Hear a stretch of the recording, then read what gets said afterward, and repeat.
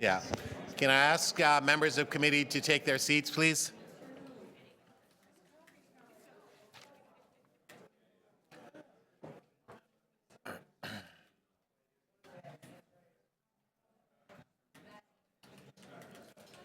May I ask members of committee to take their seats, please?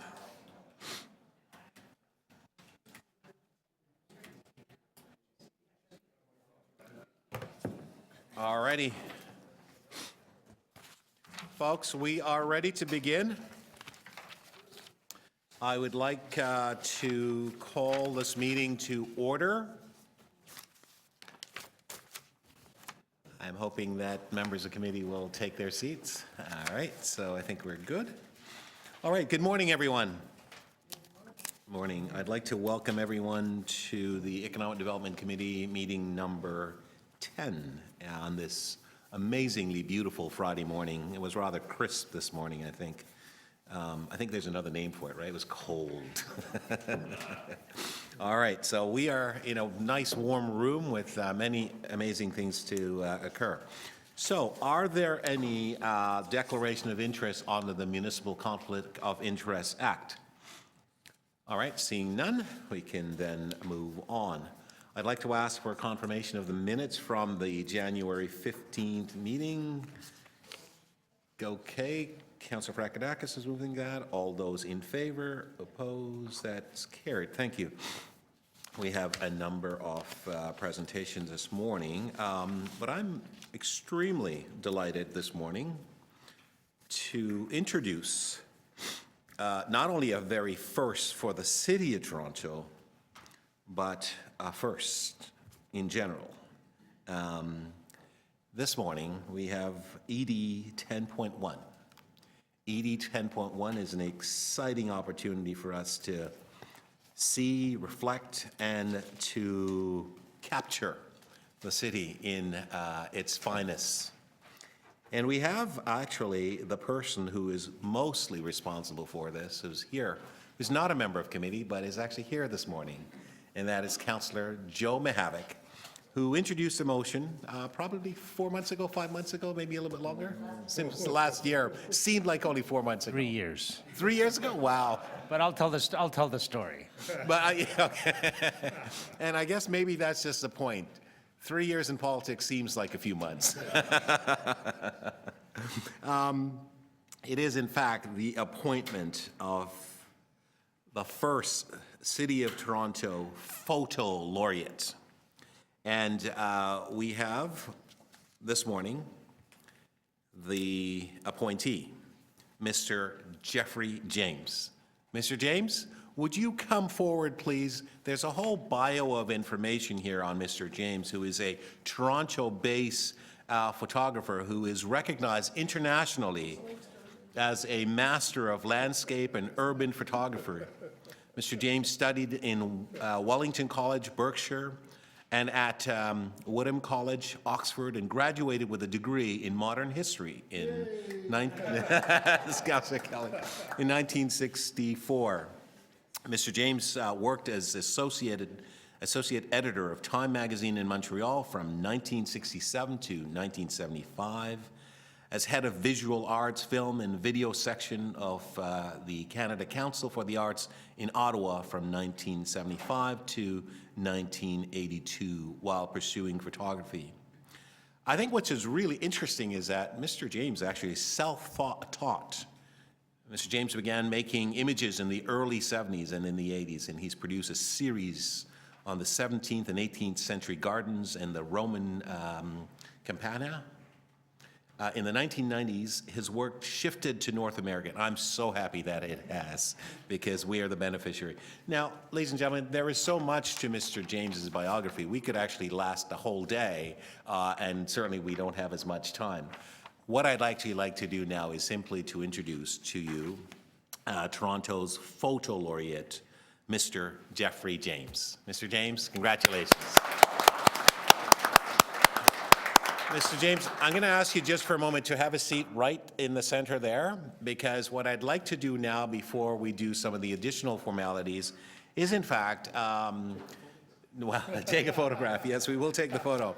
But I'd like to do that before we take photos, and this is varying the agenda a little bit, is to ask our colleague, Councillor Mihalik, to say a few words and to give you an overview of his vision and as to why he wanted to introduce or have Toronto obviously put in place a photo laureate.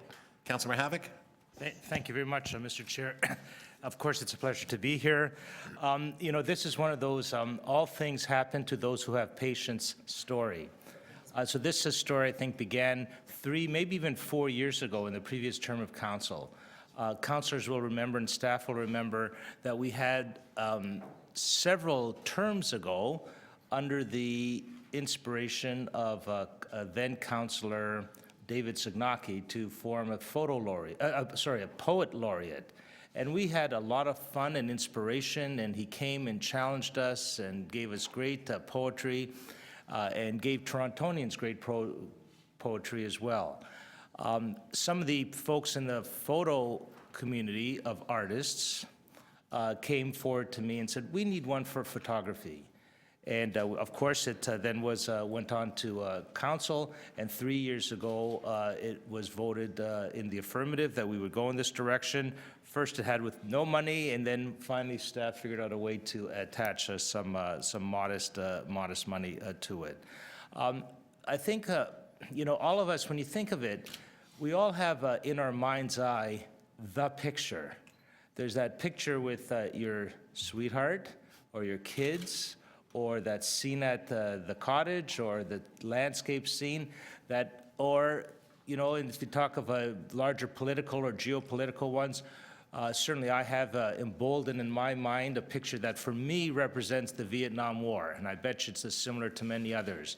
For me, the picture of the young boy on the beach, the Syrian child on the beach, basically transformed not just a few folks, but it transformed a global movement to say that we need to look at Syrian refugees a little differently. When you think of our own Canadian sport, hockey, who doesn't have that picture of Bobby Orr kind of jumping over the goal with a smile on his face after he scored the winning goal in 1941, I think it was, if I remember right. Anyway, so my hope is that the photo laureate helps us to rediscover our love affair with the city by taking pictures, celebrating his photography, the photography of others, of our landscape, our natural geography, which is of course gorgeous. Our parks and ravines are places that many people enjoy and take pictures. Our skyline, our people that are as varied and numerous as they come. And that at the end of it, we will have a deeper sense of who we are as a city. Last thing I'd like to do is to thank our staff for hanging in with it and for putting up with every season. I'd have a little check mark and harass them a little bit, the way I like to harass Michael sometimes as well, both Michaels sometimes. And they were persistent and they pulled it off. So thanks, Terry, and to your staff for pulling this off. And congratulations, of course, to Jeffrey for winning this first round, and I have a sense that you're going to do some good things for the city. All right, thank you very much, Councillor Mihalik. All right, so members, we do now have to adopt this particular item. We have introduced Mr. James, and so I'd like to move that we, all those who are in favor of approving the selection of Mr. James, may I see a hands up? All in favor? Oppose? That carries. So, Mr. James, this matter will now be forwarded on to council. It will be council's within their purview, and the decision will be final in terms of their ratification. But we do think it will be ascending to council, and by consent, I think that council will be fine. I would now like to offer you, sir, an opportunity to maybe comment to the members that are here, and we may proceed. So the floor is yours, sir, and thank you very much. It's a great pleasure to see you. Well, thank you, Councillor, and also Councillor Mahavik. It's these things don't happen very often in one's life. The call out of the blue, you know. I had heard about the idea vaguely some time back, so it came as a wonderful surprise. I did know, of course, about the poet laureate position. It's a great idea, and I'm actually looking forward to getting together with Ann Michaels, who's a friend, to see if we can cook something up together. But the thing about poets is, it goes back. You know, it goes back to the 17th century. John Dryden was the first, and the king, the monarch, always gave them, they paid them with a barrel of wine. Yes. And the public got a poem or two, such as The Charge of the Light Brigade, you know. So I'm trying to think what I can do in photography that would somehow repay it. Because photography it has so changed our lives since 1839. But in the last 7 years, something has happened to society. And that is, it came with the iPhone. And I read somewhere that some research that there are millions of people who now check their device every 4 minutes and 20 seconds, 224 times a day. And we've become, I'm sure you've noticed it as councillors, we've become a Borg-like connected entity. And one of my challenges is to try to get messages through the social media. I don't even have a website at the moment, so it's going to be a learning curve. And I also hope that I can bring something to bear, looking at the city. You know, in 1992, when I lived in Montreal, I was hired by the city architecture department, I think, or planning department, to do a book on urban design categories that were going to be set up as excellence to give prizes. I don't think the prizes ever happened. I think they come under what I sometimes think of as the Half Measures Act, which someone passed in the middle of the night. But anyway, but it was interesting doing that book. But when I came to Toronto 20 years ago,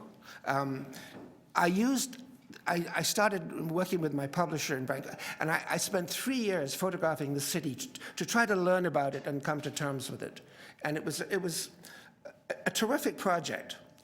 But what I find is that when I get to the end of a project, I've accumulated enough information and knowledge to begin it. So in fact, this appointment aligns so perfectly with my interests. And I think that the great thing about Toronto is I can never get my head around the variety of this city in every single way. It explodes if you try to think of it all at once. But it's so transformed in 20 years. And it's not just the transformation of, you know, shiny canyons of condos and wonderful new cultural buildings. For me, the real transformation is in streets that used to be kind of moribund, maybe a little bit melancholy, and now we've got a whole class or group of young people, artists, cooks, people starting up shops to sell things that are made here. The city has become so much more vital and human, and I think that's what I really want to do. And what you've given me, I'm not a rapper, but I feel that I've been given a key to the city that I have, you know, yeah. It's, in a way, I get access, I can talk to the city planners, and I can now photograph strangers with complete impunity. So thank you so much. Great. Thank you very much, Mr. James. I'd like to ask members of the committee to step into the horseshoe here along with Councillor Mahavik.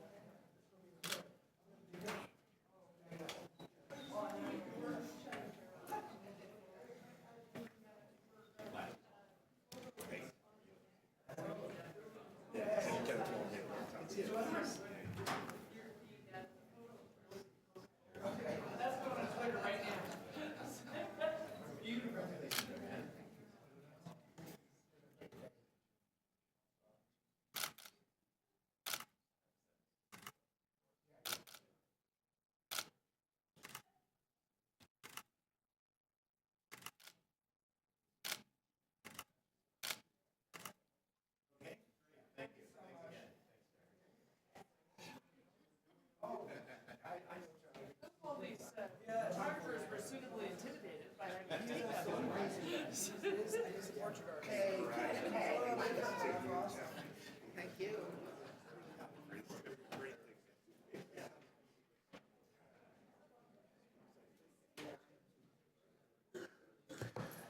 Okay, members, we are now going to proceed with the agenda. We've dispensed with ED 10.1. Next on the agenda is ED 10.2, engaging job seekers and employers. It's a communication plan. We are going to hold that for a presentation by Ms. Walcott. All right, so we are going to. Okay, ED next is ED 10.3, Partnership to Advance Youth Employment Pay 2015 in Review. What say you, members of committee? Move to receive. All those in favor? Opposed? That's carried. Thank you very much. Bless you. Yes, indeed. ED 10.4, intention to expand the waterfront business improvement area, BIA. Okay, Vice Chair Kelly is moving approval. All those in favor? Opposed? That's carried. Thank you. ED 10.5, proposed City Place and Fort York Business Improvement Area, poll results. Councillor Cho moving. Councillor Cho is moving approval. All those in favor? Opposed? That's carried. Thank you. ED 10.6, and we also have a supplementary report as well. That would be 6A. Okay, Councillor Carroll's moving both, ED 10.6 and ED 10.6A. All those in favor? Opposed? That's carried. Thank you very much.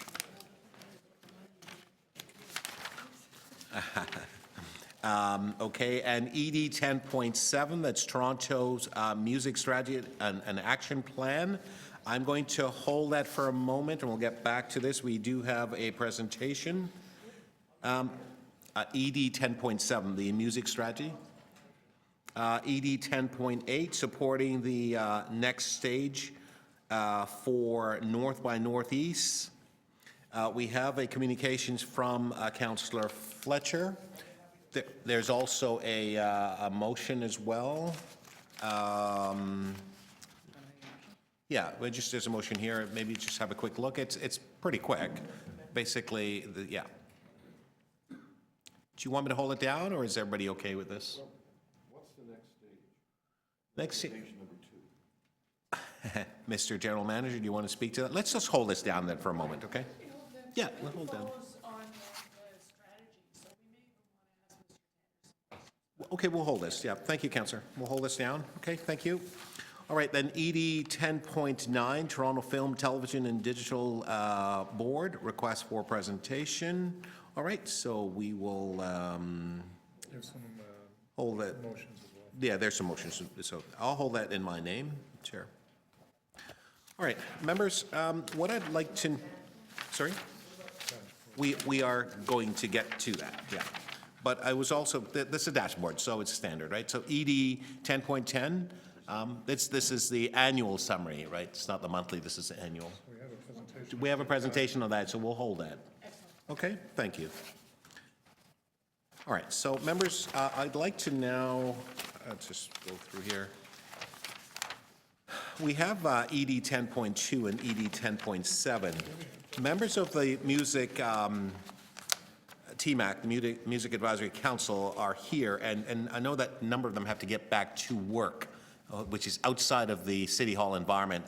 So I'm going to ask for the committee's indulgence that we actually move ED 10.7 as our next item, and the item which, according to the agenda listing here, which is ED 10.2, engaging job seekers and employers and so on. If we can hold that down, we'll deal with that after we've dispense 10.7. Okay, so all those in favor in varying the agenda? Opposed? That's carried. Okay, thank you. We will then now go to ED 10.7. We have a number of presenters. Let's just get my list here. We have Marianne Baum from Sony Music Canada. She's the Director of Corporate Strategy and Insight at Sony Music Entertainment Canada, where she assesses new business venture for Sony. Marianne? And we also have Andreas Kologianidis from Kologianidis Law. Mr. Kologianidis is the co-chair, along with myself, of TMAC. He is a lawyer practicing corporate and intellectual property law, focusing on music and entertainment. So you are both welcome, and it is great to see you. So you are here to present to us, and the floor is yours. Thank you very much, Councillor. Thank you to everyone on the committee for having us here. You already received the strategy document, I believe, in your briefings, and probably have had an opportunity to read it. So we'll just make this quite brief and just go along the top line to give you and everyone else in the room a sense of what is in the strategy. Toronto is a leading music city today. It is indisputably the capital of Canada's music industry and our music cultural capital as well. And it is a significant economic contributor, but it happened kind of by accident. The city and the music community can work together to sustain and grow the sector and firmly establish Toronto as a globally recognized music city, much like Nashville or New York or Austin, Texas. TMAC has been working for many months now and have developed a strategy as a guide for the growth. It identifies some of the problem areas and puts forward potential solutions. We've worked with the music sector and with the public at large. In December, we had a public consultation and we received over 6,000 responses from people within Toronto. All that has gone into this strategy. So the benefits of being a music city cannot be understated. In addition to adding to Toronto's already stellar cultural vibrancy, increasing the strength of Toronto's music sector will yield economic and social benefits. And the economic benefits are fairly straightforward. The industry pumps nearly $750 million into Toronto and the GTA. We can grow our tax base, we can increase tourism. But less obvious and perhaps more powerful are the social benefits. And I think this strategy represents a golden opportunity to strengthen our neighborhoods, to build safer communities, and to create youth unemployment through music education and through music and culture.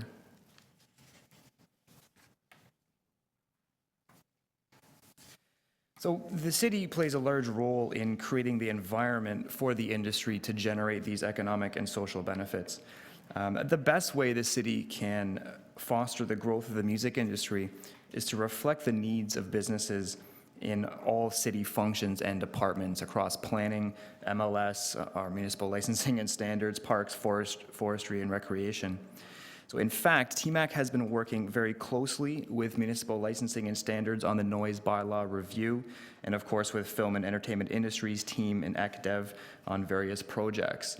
And that collaboration has been very successful, and we look forward to continuing those good works and increasing the level of interaction and communication between the city and the industry. So let's get into the strategy. There are 6 major areas which we're going to cover on subsequent slides. The first one being supporting an environment that is friendly to music creators. I think we can all agree that the presence of artists in our Toronto communities makes them more vibrant, makes them more livable, and makes us want to live there too. But it's tough to make a career in music. It's very tough to be a creator. And the current compensation for artists versus the cost of living in Toronto is a difficult equation to balance. And that's really what all these areas that we've identified point to. Last week, Austin, Texas released a study that said that they'd lost 1,200 music sector jobs over the last couple of years, and many of those were artists. So it's imperative that we don't just focus on big festivals and big things like that, but we put in place programs and work on things that can help our local creators build sustaining careers and stay in Toronto. And some of that work comes down to encouraging the business of music. Now, the city can encourage the business of music largely by decreasing red tape and crafting bylaws and regulations that work with the needs of the industry. And as I mentioned, TMAC has been working very closely with municipal licensing and standards on the noise bylaw review, and prior to that, on the postering issues which arose in spring, summer of 2015. And this has produced very tangible and positive results for the industry. And we want to keep that momentum going. We would like to have bylaws and regulations that affect the industry, shaped by the industry in partnership with the city, rather than developing those bylaws in a vacuum. The next one is the support of music education. 92% of the respondents out of those 6,000 people said that the city needed to play a bigger part in having more music in our education system in Toronto. That was the single strongest response, 92%. We all know that music education is often where the love of music starts. And that is not only about creating future artists, it's also about creating the audiences that will go see their shows and buy their music and help them support their careers. And we don't even need to get into the other benefits of music education in terms of math and how the mind works. But what we really feel is there is a role for the city to play in being an advocate for more music education, both within and outside of schools. And one of the things that we've thought would be a good first step is to have a music education forum where we bring together people from the school boards, educators, community groups, and not-for-profits. One of the programs that is actually going on in Councillor Thompson's ward is called Tempo. It was created by Coalition Music, and it's a not-for-profit that has created a program that gets a kid a grade 12 high school credit through studying music performance, songwriting, and understanding how the music business works, what's the structure, and what other job opportunities are available for them within the music business besides being an artist. And it's something that is relevant and based in current music, so it's incredibly engaging for these kids. So that, bringing that together with our music educators in the school system, maybe we can come up with some ways to make music even more vibrant and part of our schools. So in terms of promoting Toronto's music scene, Toronto is already a world-class music city, but we don't do enough to promote ourselves to the world. And we can do this by celebrating our city's wonderful music history, by leveraging the superb industry infrastructure and talent that we have here today, and by moving into the future with innovative branding. I mean, just look at the success of the Toronto sign during Panamania and the massive global attention that brought to Toronto, and all at a very reasonable cost.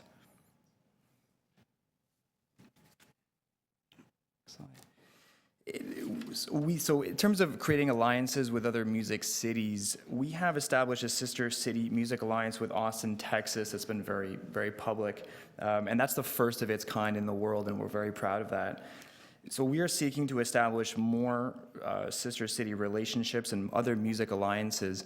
And what's interesting is in the public consultation that we did on this music strategy in December, an overwhelming number of the respondents supported creating more alliances, specifically with New York and with Nashville. And so we're looking forward to exploring those options.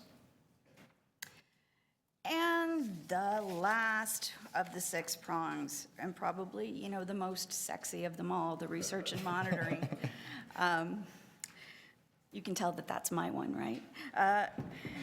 Basically, all it's about is when we were putting together the strategy, we realized that we were grabbing all kinds of numbers from all kinds of different places, and there was not one comprehensive number that said this is how many creators we have, this is how many people are employed in the industry, and this is how much it contributes to the economy. We'd like to create that benchmark so that we have something to measure ourselves against, and a couple of years down the line to show that this was all worth all our time putting it in, and we've made a very positive impact on the music sector. So that's all the slides. I mean, I'd just like to close by saying that subsequent to the adoption of the strategy, TMAC looks forward to working with the committee and with all city departments and stakeholders on the implementation of the strategy, and working as well with these stakeholders in crafting the 2017 budget process. So we look forward to continuing the really strong relationship that the industry has been developing with the city. Thank you. Okay, thank you very much. We have questions of you, and we'll start with Councillor Prakadakis. Councillor. Thank you, Mr. Chair.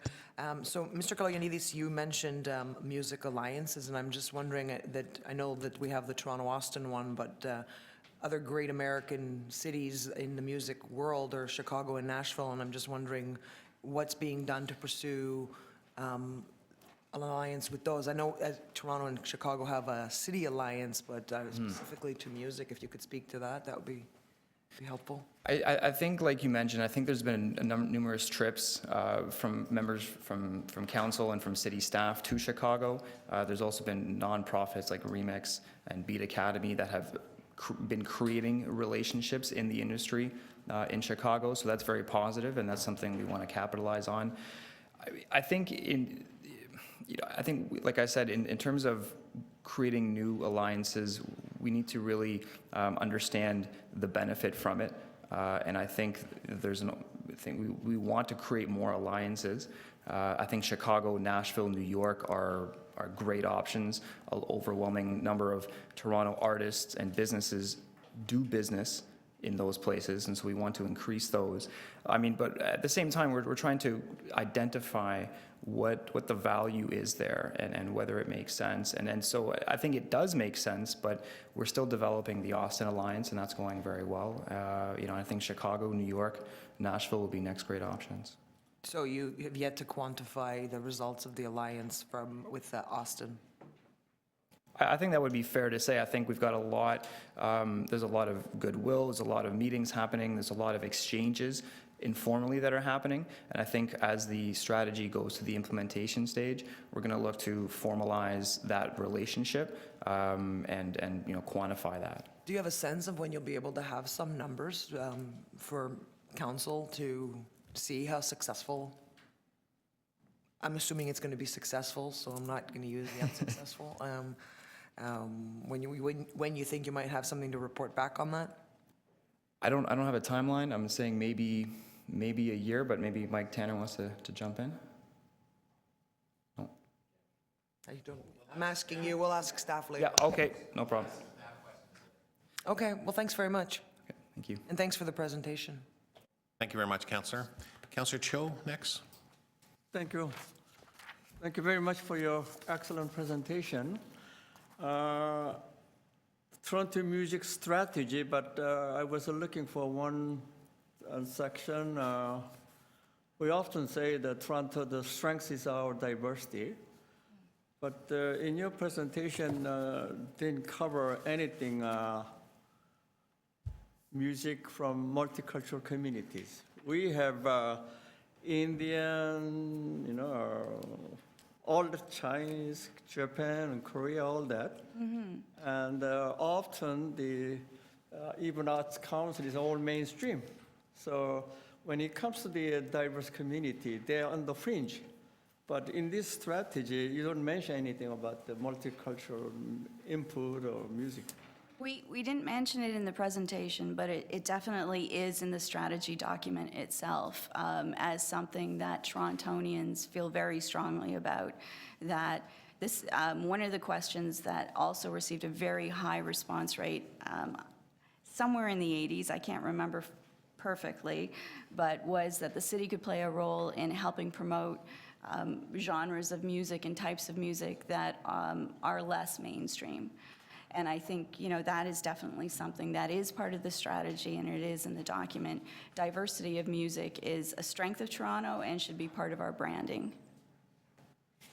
Yeah, in your organization, are you thinking of something like a multicultural music festival and in the harbor front, all different culture from 5 different continents, and then they could bring their own people, but others, right? You plan something annually, like a gay pride parade, something like that, We've always discussed that the role of TMAC, the Toronto Music Advisory Council, is less about creating those businesses and more about helping the people who want to create those work with City Hall and work with other people in the sector to create successful ones. And if I can just add to that, so in terms of when we were writing the strategy, I engaged with a lot of nonprofits and a lot of community centers and activists, particularly in the Jane and Finch neighborhood, for example. All that to say is that I wanted the input from these groups and these people on exactly these issues, on inclusivity, on diversity in music, on race issues, on cultural issues, and we successfully incorporated that language directly into the strategy. And so the point of incorporating it into the strategy was that we create something to hang our hat on when it comes down to the implementation stage, and we're actually going to figure out in conjunction with community groups, in conjunction with counselors, in conjunction with the private sector, how we are going to implement and activate this strategy. So that's already directly in the strategy.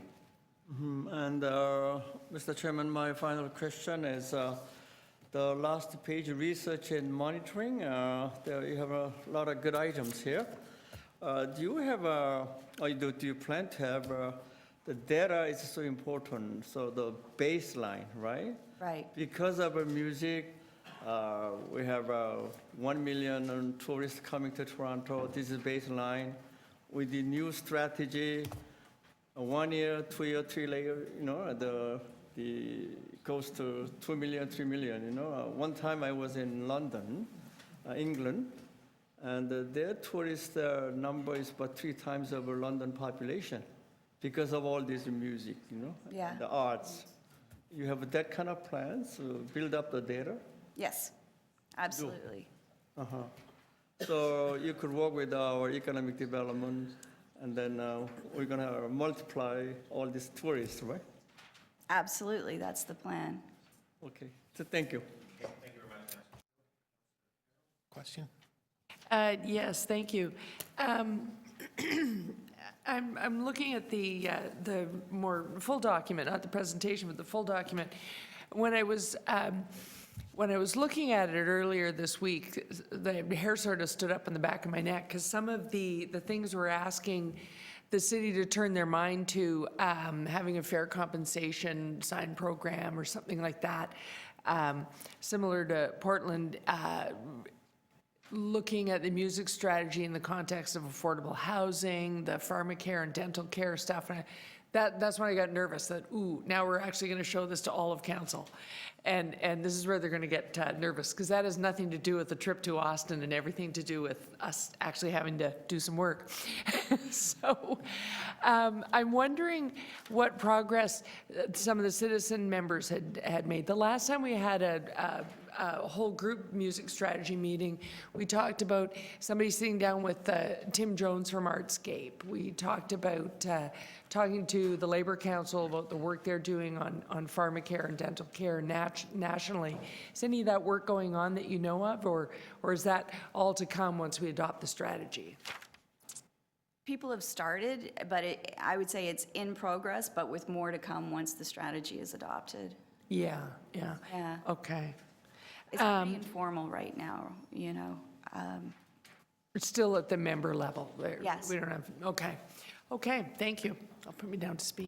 Okay, thank you very much. All right, so, okay, I have just a couple of questions for you. The document itself is much more full value in terms of detail, if you will. You do talk about diversity, you do talk about celebration, you do talk about increasing the livability and so on. So is it fair for me to assume state that, in fact, the issue around diversity of music is fully incorporated in the thought, the strategy itself? Because this is what music is all about. It is diverse. Absolutely. Right. And the membership of TMAC, there is a diverse range of folks from sort of the big music companies to the smaller, the indies and so on. Is that Absolutely, yeah. the sort of state of the membership? Yeah, I would say so.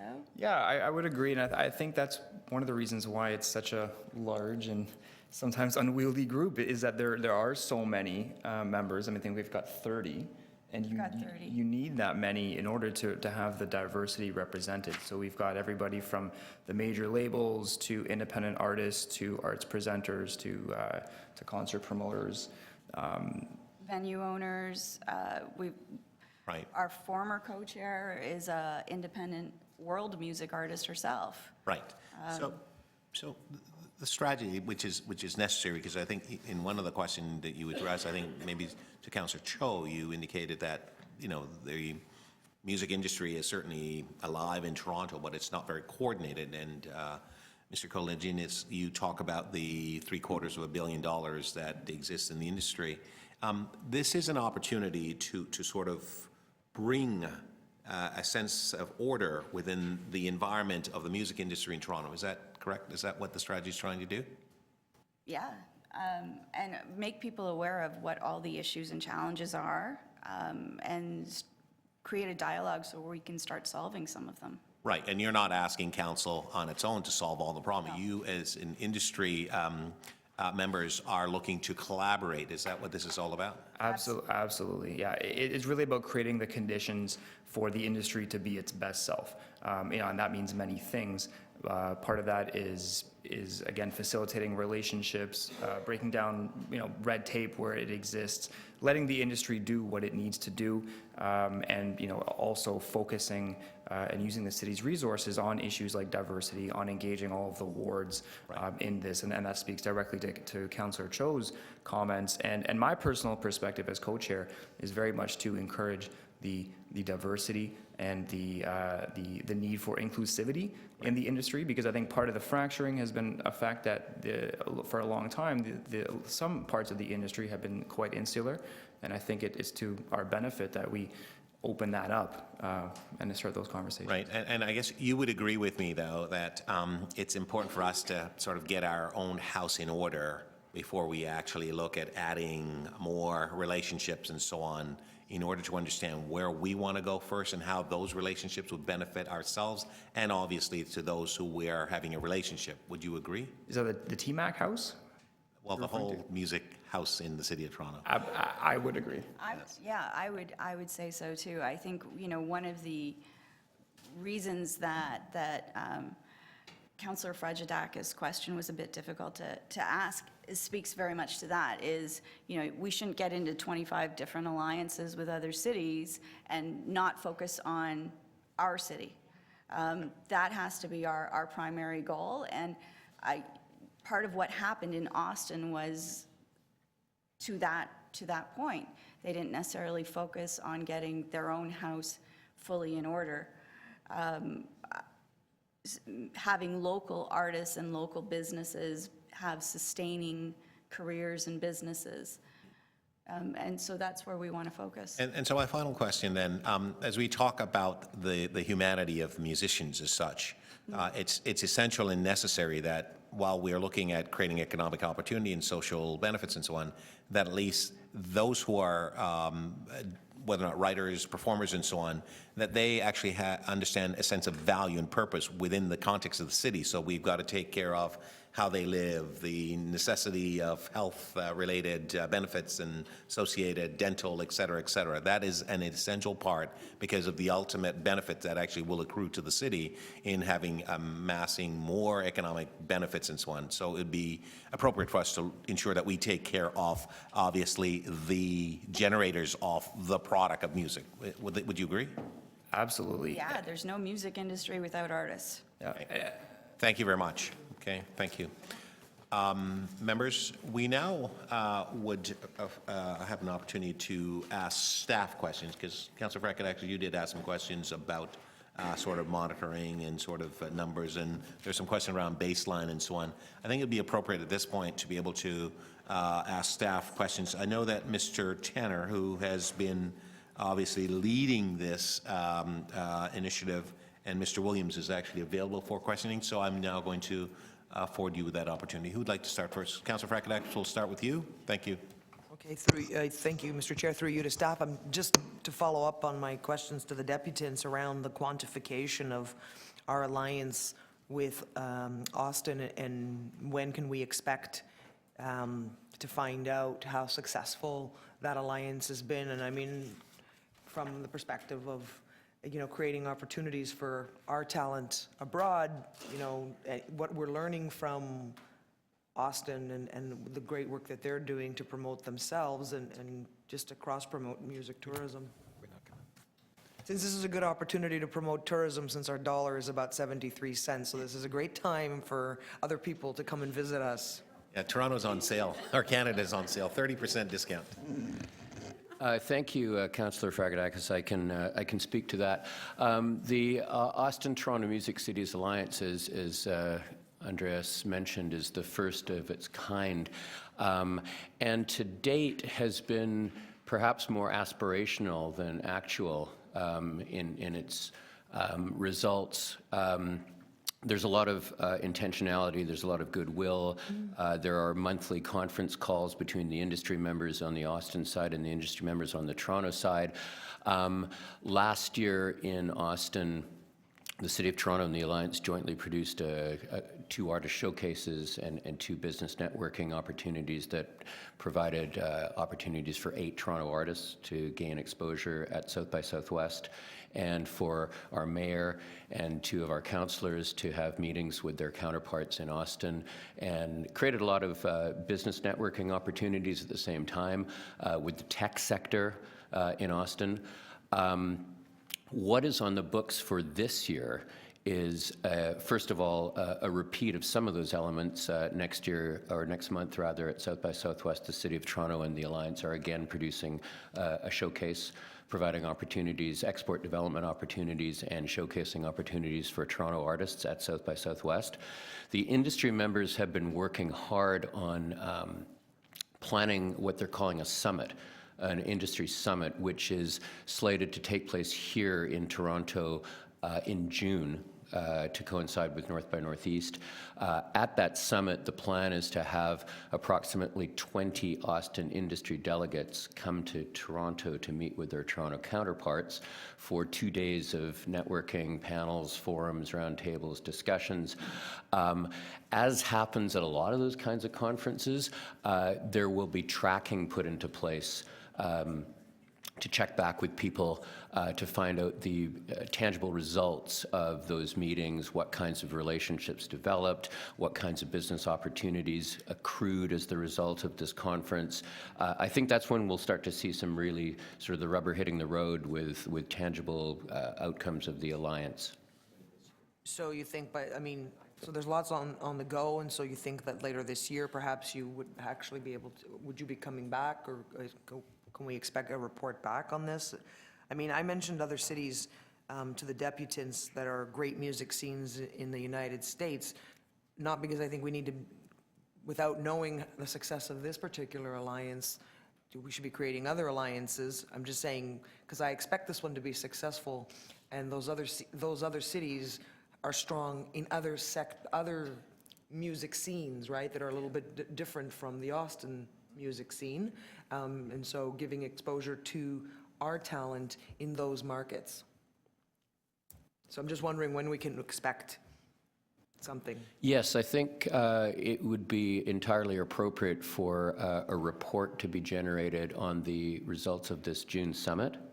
Who attended, what kinds of business networking took place, what the expectations are realistically. I don't know whether the actual dollar value of the deals discussed will be able to be reported on in 2016. That might be a 2017 matter, but certainly on the groundwork that was laid at the summit, I think it's It's very possible. And I just wanted to pick up for a second on your mentioning of Nashville. The Music Advisory Council certainly does agree that Nashville is a great place for Toronto to look, maybe in a different way than it looks to Austin or Chicago, because Nashville seems to be a place that's done an extraordinarily good job of its branding and its tourist outreach. We see, guitars on street corners, and we see, obviously, the brand as Music City, even more than Austin's live music capital of the world, is a really resonant brand. As our TMAC deputants pointed out, Toronto is a fantastic music city already, and perhaps we haven't been talking about it enough. And Nashville does a great job of that. I would love to see our tourist folks, both internally here and with Tourism Toronto, liaising with Nashville's tourist departments to talk about best practices at selling what's already a very vibrant and animated scene here. Okay, thank you. Thanks. Councillor Carroll, please. Oh, thank you. Well, I'm following on the questions I was asking Andreas and Marianne. I agree with you. And with what the presenters were talking about, that we really have to focus here. The partnerships all sound attractive. Let's just go to the cities that have already solved it all, except that they haven't solved it all, as we found out. So I'm more concerned with bringing the models here, and I was asking about the idea of having a program where our own venues can promote whether or not they're a fair compensator. And I'm wondering if you think that's early work we could do. We've put into the 2016 budget, giving you a little extra help, a little extra oomph to get the strategy off the ground. Are those types of local programs things that we can start innovating and developing right this year? Or are those things we're just going to sort of map out but apply in 2017? So that's a great precursor to a motion that I think the chair is going to put to ask us to look at 2016 We don't action. talk often, but we're often of one mind. Yeah. So yes, there are many things in the strategy that can work and begin on immediately. What is more difficult are those elements of the strategy that have price tags associated with them. Yeah. So those we do need to wait until we can go through the 2017 budget, unless it's a small amount of money and we can readjust our existing budget. But there are also many things in the strategy in which effort could start now, and there's a motion coming forward to direct us to do that. Okay, but Mr. Tanner has the staff resource now to get to the point where it's really fully fleshed out. So some of the things we're asking for, when will we know them? We would want to know them in the 2017 budget presentation. So that's work has to be on the first half of this year. So that's possible. Okay. And my other question was also about the collection of data. All my colleagues are there. When we're measuring tourism, we've talked about this in the group. It's really easy through massive ticket sales to measure if Katy Perry comes here but she doesn't go to Cleveland, bam, tourism. People are going to get on a bus and come all the way here. But the tourism around, are we getting the club scene right? Are people coming here like making plans, which happens in Portland, where they have fair compensation? People will just say, let's go to Portland. We know we will see good music, as opposed to, oh, there is this one massive arena concert. How do we measure that? I think we need a baseline for that, so that if we're doing something in the club scene, in the live and entertainment district, around more live as opposed to recorded, we need a baseline there, so that if we achieve more of that type of tourism, which can be even more lucrative, we'll need to know if it's growing. Yeah, that's a really interesting question, and it speaks to a lot of different areas. Our TMAC members mentioned that the scene is not just about big festivals. Big festivals are maybe the anchor points, but we've got a really incredible, vibrant club scene that operates 52 weeks out of the year. And we know that people do come to Toronto from Montreal, from Kingston, from Buffalo, from New York for the music that exists in the clubs all over the city. We know that that's true. The problem to date has been that the private sector operators of venues and even, frankly, of some festivals actually don't know as much about their own demographics as you would hope that they would. I can give you an example. I used to work with North by Northeast, and it wasn't until we started doing on-the-ground surveying of who came to the event, where were they from, how long were they staying, how much were they spending, that North by Northeast began to have a benchmark for that and could measure subsequent years. And we only really did that because of a provincial granting process. When the Horseshoe has a great band on the stage, the owners may know how much they're paying the band and how much beer they're selling, but they may not know where the crowd came from, how long they're staying. Right. And those metrics aren't actually in place in the private sector in the way that they might be in other more mature or more developed industries.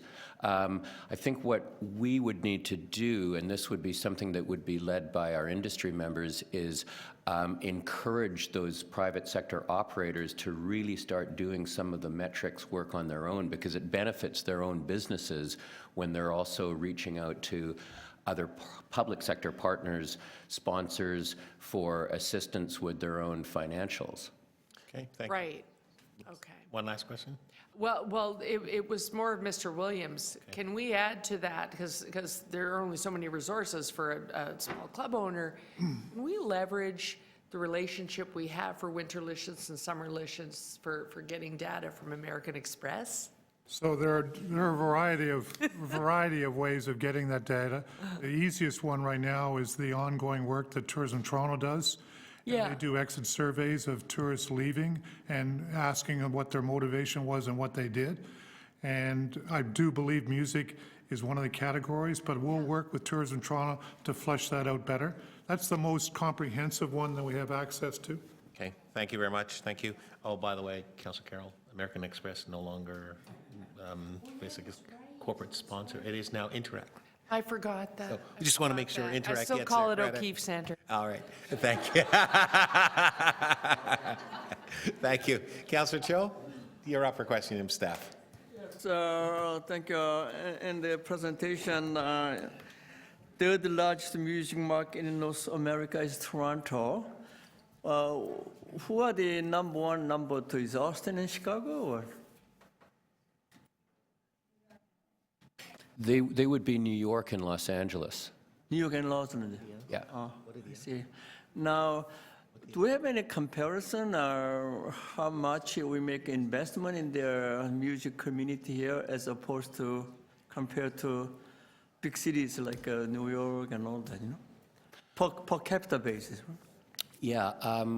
We, as an industry, both on the industry side and the city side, to my knowledge, don't have good hard data on investment in our music sector compared with the investment that other cities are making in theirs. I think part of that is because the music sector historically is so entrepreneurial and so non-traditional, if you will, that it's a little different than investing in bricks and mortar businesses. A lot of it happens at a very grassroots level, so data is hard to collect.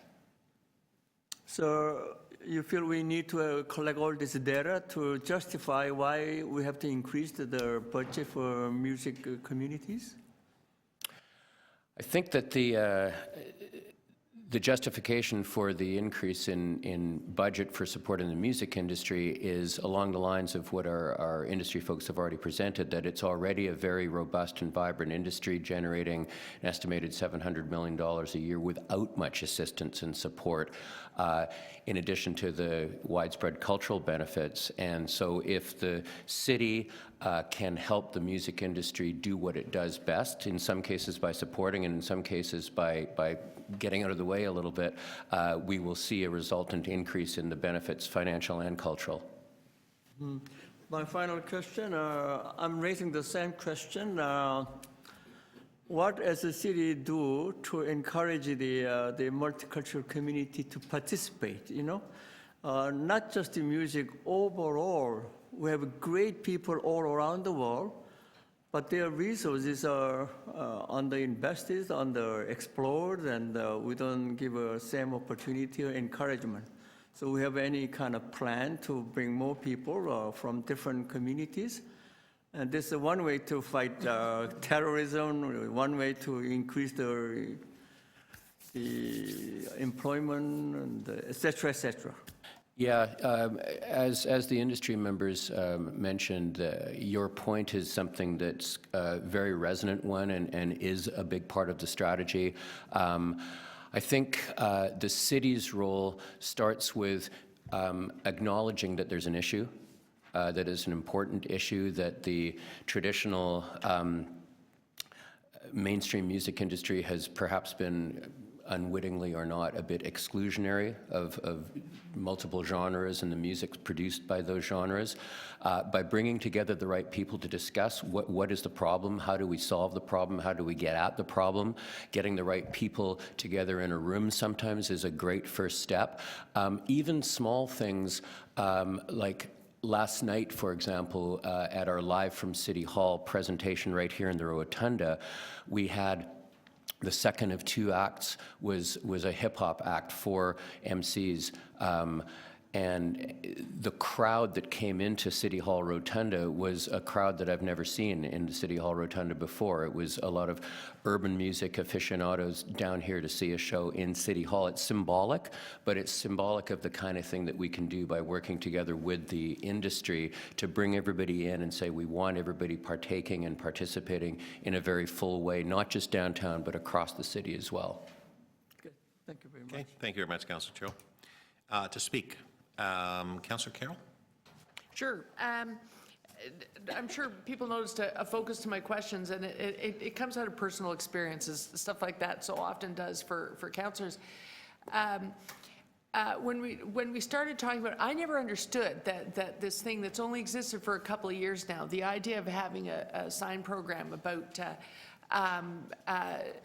congratulating our business owners, all those members in our BIAs that some of us have and go and meet with all the time, congratulating them for fairly compensating artists. I didn't realize that was the thing that was germinating such a scene. But Portland, Oregon is like, it's like a 6-hour drive, and sometimes in lousy wet weather from Vancouver. And yet when I go out there, oftentimes I'll go out there to visit family, and of my in-laws, one of the daughters now lives in Victoria, which is an extra daunting journey. That adds a couple more hours onto that, plus Vancouver. But they're 4 or 5 times a year saying, let's go to Portland. And you know, I realized they were going for the music, and I would say, who's playing? We don't know, but we know it's going to be great. And the last time I was there, which was last October, Marlena said, we know it's going to be great, and a friend of mine goes down there and plays regularly because you get paid decent wages, which does not happen in Vancouver. And I realized a little thing like that, this sign in the window of clubs saying we fairly compensate our artists, makes people drive 6 hours to go hang out there for a weekend. It helps that, you know, there's a whole lot of other things happening in Portland too, as we know, but they're going for the music. Well, one of the girls is a musician that studied at UVic, but they're spending a lot of money to go there 4 or 5 times a year, and it's a long pain in the neck journey. In one of their social scenes, beat up cars. And they don't even have the number of points from which you would leave from some post-secondary institution community and drive all the way to Toronto, if that was the case here. But that extra thing helps people justify, let's make that trip, let's go there, let's applaud that. And we know that draws the musicians, so we know even if we've never heard of a band, we're going to see good bands because they're working in their craft. Because they're compensated enough, they get better. There's just so many ways in which it benefits. And I think all of that is worth investing in, and I think that's a unique role that doesn't cost the city's budget any money. And I say this unfairly, I suppose, because I'm one of those few councillors left who doesn't have a BIA. the presenters won't know this, but my suburban ward is centered around a shopping mall. So I could have a BIA with Fairview Mall, but I'd only have one member, and it would be Cadillac Fairview. So what would be the point? But for those councillors that do, they're constantly talking to these people. And sometimes it's about issues with the club, the noise, or I wish your patrons wouldn't puke on my constituents' front lawns. But this is a positive conversation about a way to really change the city we could be having in all the opportunities we have. We go to the meetings. We can all talk to Tabia, who make regular visits here, to say, this has to happen, because if you take any of our entertainment districts where we think we're having a problem and push more live music onto the block so that it's not just recorded disco with a bunch of kids from Mississauga, one after the other, now you have the vibrant scene you're looking for. So I think there are ways that we can really push this, and I think we should maybe look at, here's the music strategy, and yes, they're going to flesh out the plan and come back with a budget request for 17, but I think we want to build regular reporting in here too, so that there's a constant check-in, that councillors who are probably sitting in their offices right now with the TV in the background hear every once in a while, oh yeah, that's right, I got to mention that the next time I'm at my BIA on DuPont or wherever. So that we can sort of start floating the trial balloon for people, that this is something that we are going to be coming to those areas and talking to you about formally as part of the music strategy. We can actually get them ready for that. The other thing is people may have the hair stick up on the back of their neck about some of the things about social programs, dental plans, pharmacare, those sorts of things. But those are national conversations happening about all Canadians in all creative industries, because if we're switching to a knowledge economy, we're going to have to figure this part out, because everybody is essentially a startup, whether they're an artist startup or a knowledge startup or a tech startup. These are problems. And if our musicians want to talk about it in their sector development strategy, it can only help us for the larger conversation. Okay, thank you very much, Councillor. Councillor Cho to speak. Thank you. First of all, I'd like to thank you guys. You made an excellent presentation. We have an excellent step in our economic division at the City Hall. So when the music industry and the government, NGO work together, I believe that we could become #1 city in the music market in North America, By all means. I like to think big, but if I may, I like to speak from personal story. I was raised by a single mom, and my family was not rich. So when I was young, like grade 1, 2, when I walk in the night, and when I hear the piano, I say, I wish I could learn piano, but my mom cannot afford to have a lesson for me. Now I'm married, I got married, and the 3 sons, and I let them take piano lessons. Second son, he hates music, I don't know, but he's an excellent athlete. But first one and third one is an excellent pianist. And even though I'm so ignorant in music, I'm proud to say I have a real music family. Now, my granddaughter, 5 years old, she's learning violin. My 7-year-old granddaughter, she's learning piano. My 12-year-old grandson, he's an excellent pianist, and the drum. And now he's learning flute. My daughter-in-law, she's a flutist, playing flute. So it's a big music family. After so much bragging about my family, I think this is one area really we could focus and develop. We have a great community, Toronto, really diverse community. And this is one area we could bring tens of thousands and millions of tourists. One year I was in London, England, as I said earlier, and I saw 3 big musical shows running at the same time, Les Miserables, Blood Brothers, and Cats, and I went to see all of them. And the marketplace, they have a choir, music show, same thing in France. So when we compare, so one of our problem, I'm talking generally speaking, we always talk about North America compared to States. Why don't we compare with European or Asia, you know? And if we try, I'm sure we have a great potential. And Toronto become #1 music city in North America, maybe in the world. Now, originally I'm from South Korea. And in South Korea, they have a public music concerts, summertime, so many times, and tens of thousands of people come. And it's something we could do that too, you know? Life has to be fun. If we do properly, we could save a lot of money. Instead of building more jails and worry about all this terrorism, if we do good work, they don't have a room to come and invade this great city. So I'm really excited on this program. Thank you. Okay, thank you very much, Councillor Cho. Anyone else to speak? Okay, seeing none, I will speak.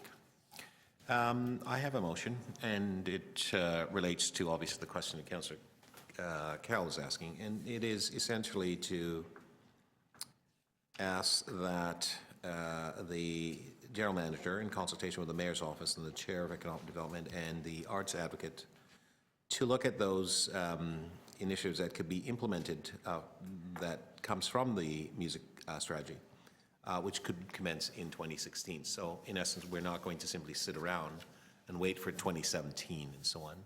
I too want to lend my voice of congratulations to everyone involved, staff, members of the industry, TMAC and so on. It was probably about 4 or 5 years ago, I think, that Graham Henderson came to me and said, we need to be doing this. Councillor Cole as well was very active in this area. We need to be focusing on this. And we wanted to ensure that we started at the grassroots. So it wasn't just simply just the major labels and so on playing a role and what have you in putting together a music strategy for the City of Toronto. And it took us some time because we really had to kind of get a sense of understanding of the industry. And in fact, internally, we didn't have the appropriate personnel to be able to help us with a broader understanding of the industry. We were fortunate enough to be able to hire Mike Tanner, and Mike's done an amazing job in terms of bringing the industry together and bringing the sort of staff here to understand the industry and so on, which is extremely important. The document here that we see, the strategy, it's important for us to have strategy to know where we're going, what our goals and objectives are. You know, the old notion that simply if you can't measure it, you can't manage it, right? So it's really important for us to understand. And I think all of these have been incorporated and encapsulated in the strategy in terms of moving forward. We know what is happening now. We know the sort of revenues are being generated. We know that that could be better. We know as well in terms of our own artists who are around the world now doing great work, and you know, the sort of top 2 major artists around the world is male, at least, as 2 males from Toronto. It's Drake and The Weeknd. And obviously we know a lot of females who have actually garnered world attention. I know Nelly Furtado is from Vancouver, but basically really got her start here in Toronto through some of the things that we've seen develop through the club scenes and so on. We're working with that group in that sector as well. So there's a lot of work that's going on. I have met with the person who's head of sort of music in Austin. I've met, obviously, with the person from Nashville as well. She came, was here, we had some conversation, we talked about getting together. However, I felt it was important for us to really have our own house in order first, because as Mr. Tanner has indicated, the Austin piece is sort of, you know, it's not fully integrated at this particular point in time. There's a lot of things that we have to learn and a process that we have to go through.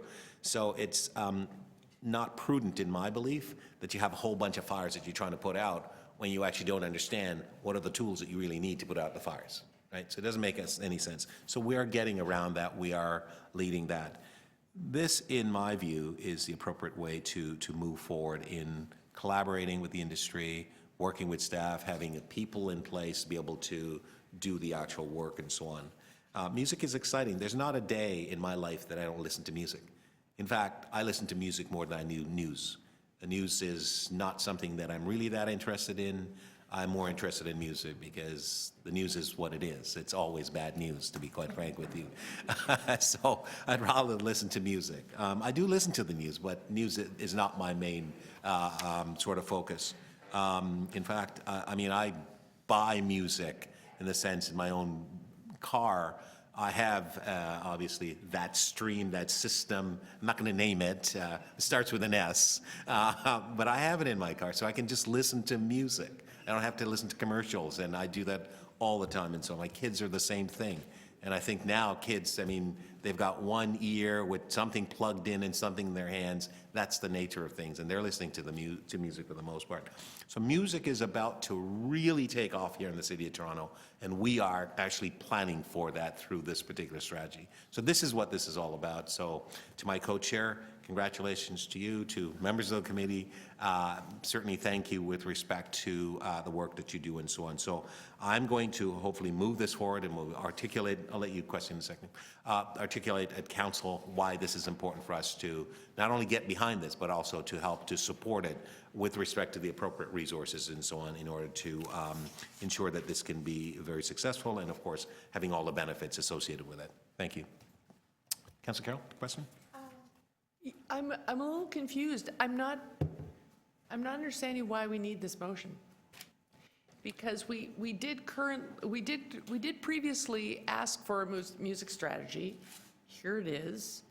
We have adopted a budget which still includes the salary of Mr. Tanner. And so within 2016, do they not already have the direction to keep working? I don't understand why we need this motion. So it's not simply a matter of continuing to work, it's a matter of ensuring that we're actually going to see some things happening before 2017. The way it's sort of structured now, as I understand, is that most of the funding for the strategy will actually be incorporated in the 2017 budget. What we'd like to see actually happen well in advance of that. Yes, Mr. Tanner's here, but Mr. Tanner's been here for a while now, so and thankfully so. But what we'd like to see happen is that in 2016 there are things that should be done that will Right, come but they're in this document that recommendation 1 has us adopt. These are things we'll be doing this I understand, and I want to make sure we actually get it done. Okay. Okay. I don't know, it just, we try to be lean in this community, in this committee. It feels a little like a newsletter motion. I hope Mr. Tanner already knows whatever he can do it now. So do you have a question for me further? Yeah, okay. That's it? Okay. Yeah. All right, so we have a motion in addition. All those in favor of the motion? Opposed, that's carried, thank you. Pardon? Yeah, so item as amended, all those in favor? Opposed, that's carried, thank you. Thank you both very much, thanks. All right, moving right along, we are making really good time. We are now going to move members to ED 10.2, engaging job seekers and employers. That's the communication plan that we have been asking for, and here it is. Tricia?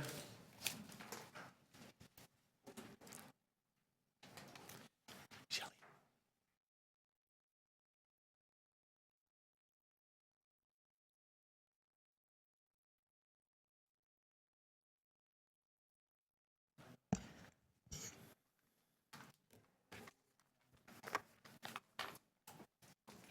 Okay, thank you very much. Good morning to the chair and members of the committee.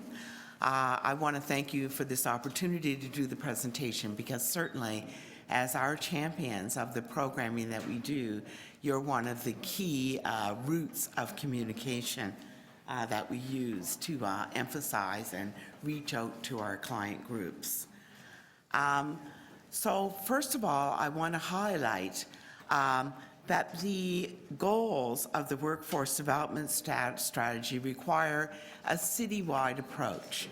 So we're using the economic development and culture division, human resources to use city as an employer. Job seekers, certainly we're looking at our partnering departments like SDFA, Parks and Recreation, Toronto Community Housing, etc. And I now see that we're getting more of a gelling of all of these divisions together in terms of communicating our network. you noticed in the last presentation that we had that they highlighted youth employment. And that certainly shows you that we're starting to get our message out there as to how these various strategies can achieve our overall global goals. I also want to say that beyond city divisions, there are many other important workforce stakeholders, including other orders of government, Employment Ontario service agencies, and community partners. And we do focus on integrated pathways and communications with those partners. So the key message in this particular slide is TESS's role in workforce development being shaped by its program mandate, and it focuses on serving OW clients and employers. But certainly, you have to understand that every one of our clients, 90,000 clients, each have a caseworker. And so they are promoting all of the activities and all the programming that is available across all city divisions and with other partners across orders of government. We also work with more than 800 employers to identify and address workforce challenges and set out a more active, demand-based way of helping job seekers get the skills that they need, the training that they need, the experience, and therefore a pathway into jobs. And certainly we were helped yesterday by the provincial budget to some degree. The purpose of our communications is to promote the work we do to connect job seekers and employers. This past November, you asked us to report back on our efforts to increase this awareness, and so that is why we're presenting here today. There are 4 key aspects to our communications work. First, we want to effectively communicate with our service users. We want to increase awareness about TESS's services and the services of other city divisions. We want to showcase our success and the impact of our work. And we want to build on our successes moving forward, because people follow winners, don't they?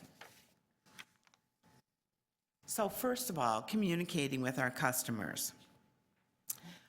We believe that effective communication requires an approach that responds to changing needs and is focused on key target groups.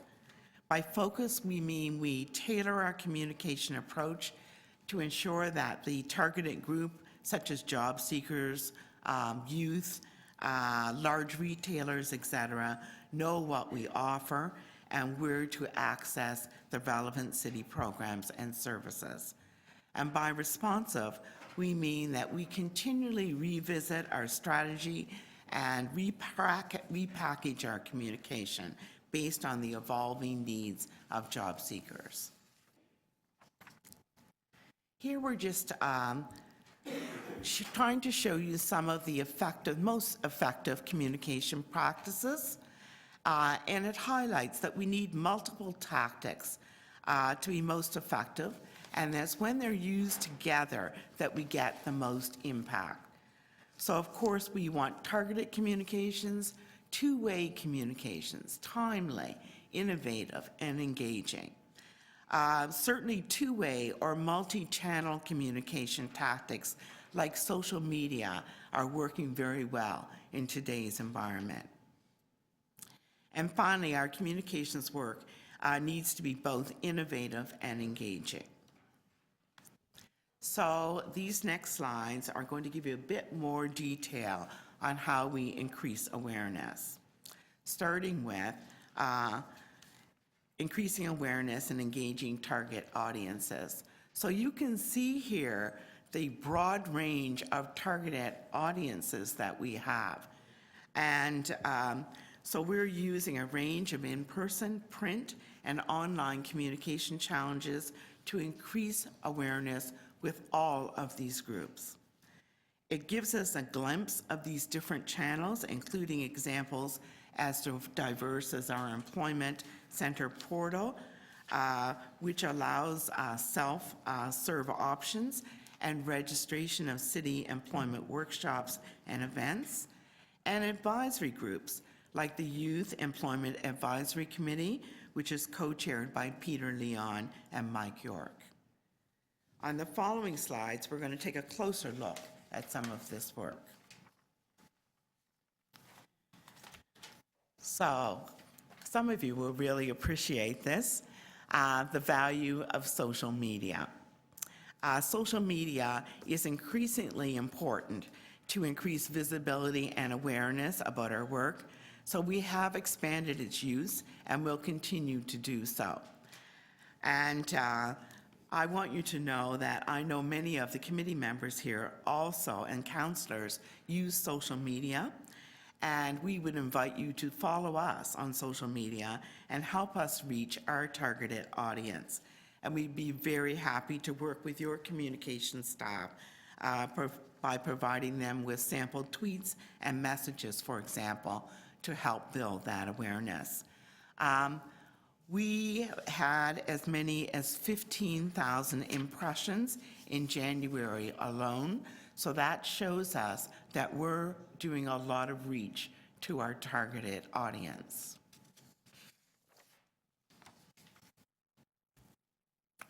Workforce Development Month. We have a month which we've designated as Workforce Development Month each year, in October. So we're already starting to work in October 2016. But Workforce Development Month is really a showcase of the work that takes place all year round. So to us, it's very much a month of marketing, of concentrated marketing effort. Last year in October, the month had 35 events held for 6,000 job seekers, and we had over 200 employers and more than 150 community partners. We showcased a number of large-scale recruitment campaigns in 2015 with employer partners such as Yorkdale, Michaels, and H&M. These events took place across the city and included, in many cases, broad-based media coverage.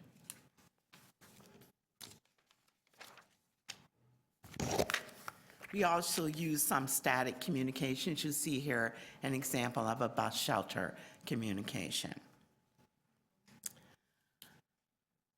In the next slide, we'd like to show you how we showcase success. And the expansion of pay in 2015 was certainly a good example of how we were able to showcase success and leverage it.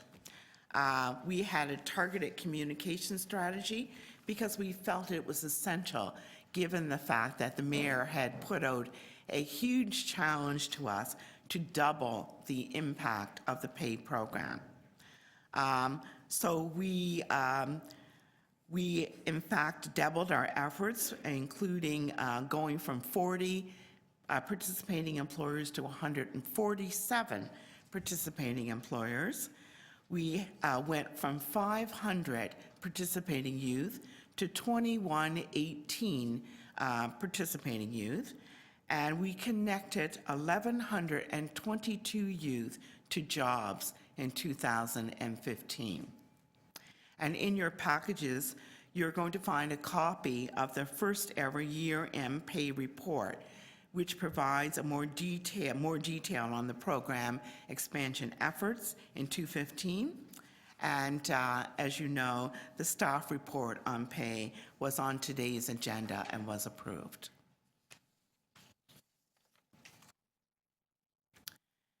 Promoting pay. The importance of a redesigned website and high-quality marketing materials really helped us to reach that goal and, in fact, overreach the goal. We redesigned our pay website, keeping in mind two customers, the youth job seekers and employers. And we developed many high marketing, quality marketing materials, bringing the pay model to life by using youth champions. So real, not models, nobody we hired, not stock pictures, but real young people and showcasing their success. And later, of course, they came out to our events to showcase that success. So we invited Pay youth to act as ambassadors. The Pay alumni were featured speakers and led networking at various events, including the mayor's receptions, press releases, at the Economic Development Committee, etc. And for those of you who attended those receptions, you'll remember how powerful those stories really were. And certainly we had employer champions. The Starbucks partnership was a key event where they put out a challenge where they would do 10% of their hiring from the Pay program. And certainly John Tory and Michael Thompson were both huge promoters of the Pay program. So these media events that we had certainly helped to get us to our goal. And we had other events such as the LinkedIn research press release, and you'll remember that from our presentation in January at committee. So there are several common threads and lessons from our successes that can further inform our communications. So number one, we need them to be responsive and focused. Customized channels, tailoring our message and customizing our channels according to the audience that we're trying to reach. Certainly, we're devoting quite a bit of resource to high-quality marketing materials, which has been hugely successful for us. High-profile champions, such as all of you. Personal narratives and success stories, and strategic use of traditional media as well. So key actions for 2016. So as a result of these lessons, we've established the following key actions for 2016. We intend to leverage employers and city leaders to champion our work. We want to work more effectively across city divisions, intensify social media presence and efforts, explore other innovative communication practices, and launch a divisional annual report, which we had not previously done. And in closing, just for the closing, you'll see, oh, not that one. They're coming up. Keep going. Okay, so we're highlighting some examples of the work for 2016. Certainly, it's going to showcase the diversity of events and partnerships that we have. There's a lot of diversity here, different types of programming, and it's showcasing some things that are coming up very soon. For example, tomorrow, we will be opening the Regent Park Employment Services location. There's an official launch event. I hope all of you could attend. And we're expecting a lot of good press from that event. And we have some upcoming events coming along as well, such as a job and career fair at the Scarborough Civic Center on April the 6th. So I hope that gives you an idea of our approaches to reach our customer and targeted audiences. Thank you very much for your presentation. We have questions of you. Councillor Freckadakis. Thanks, Mr. Chair.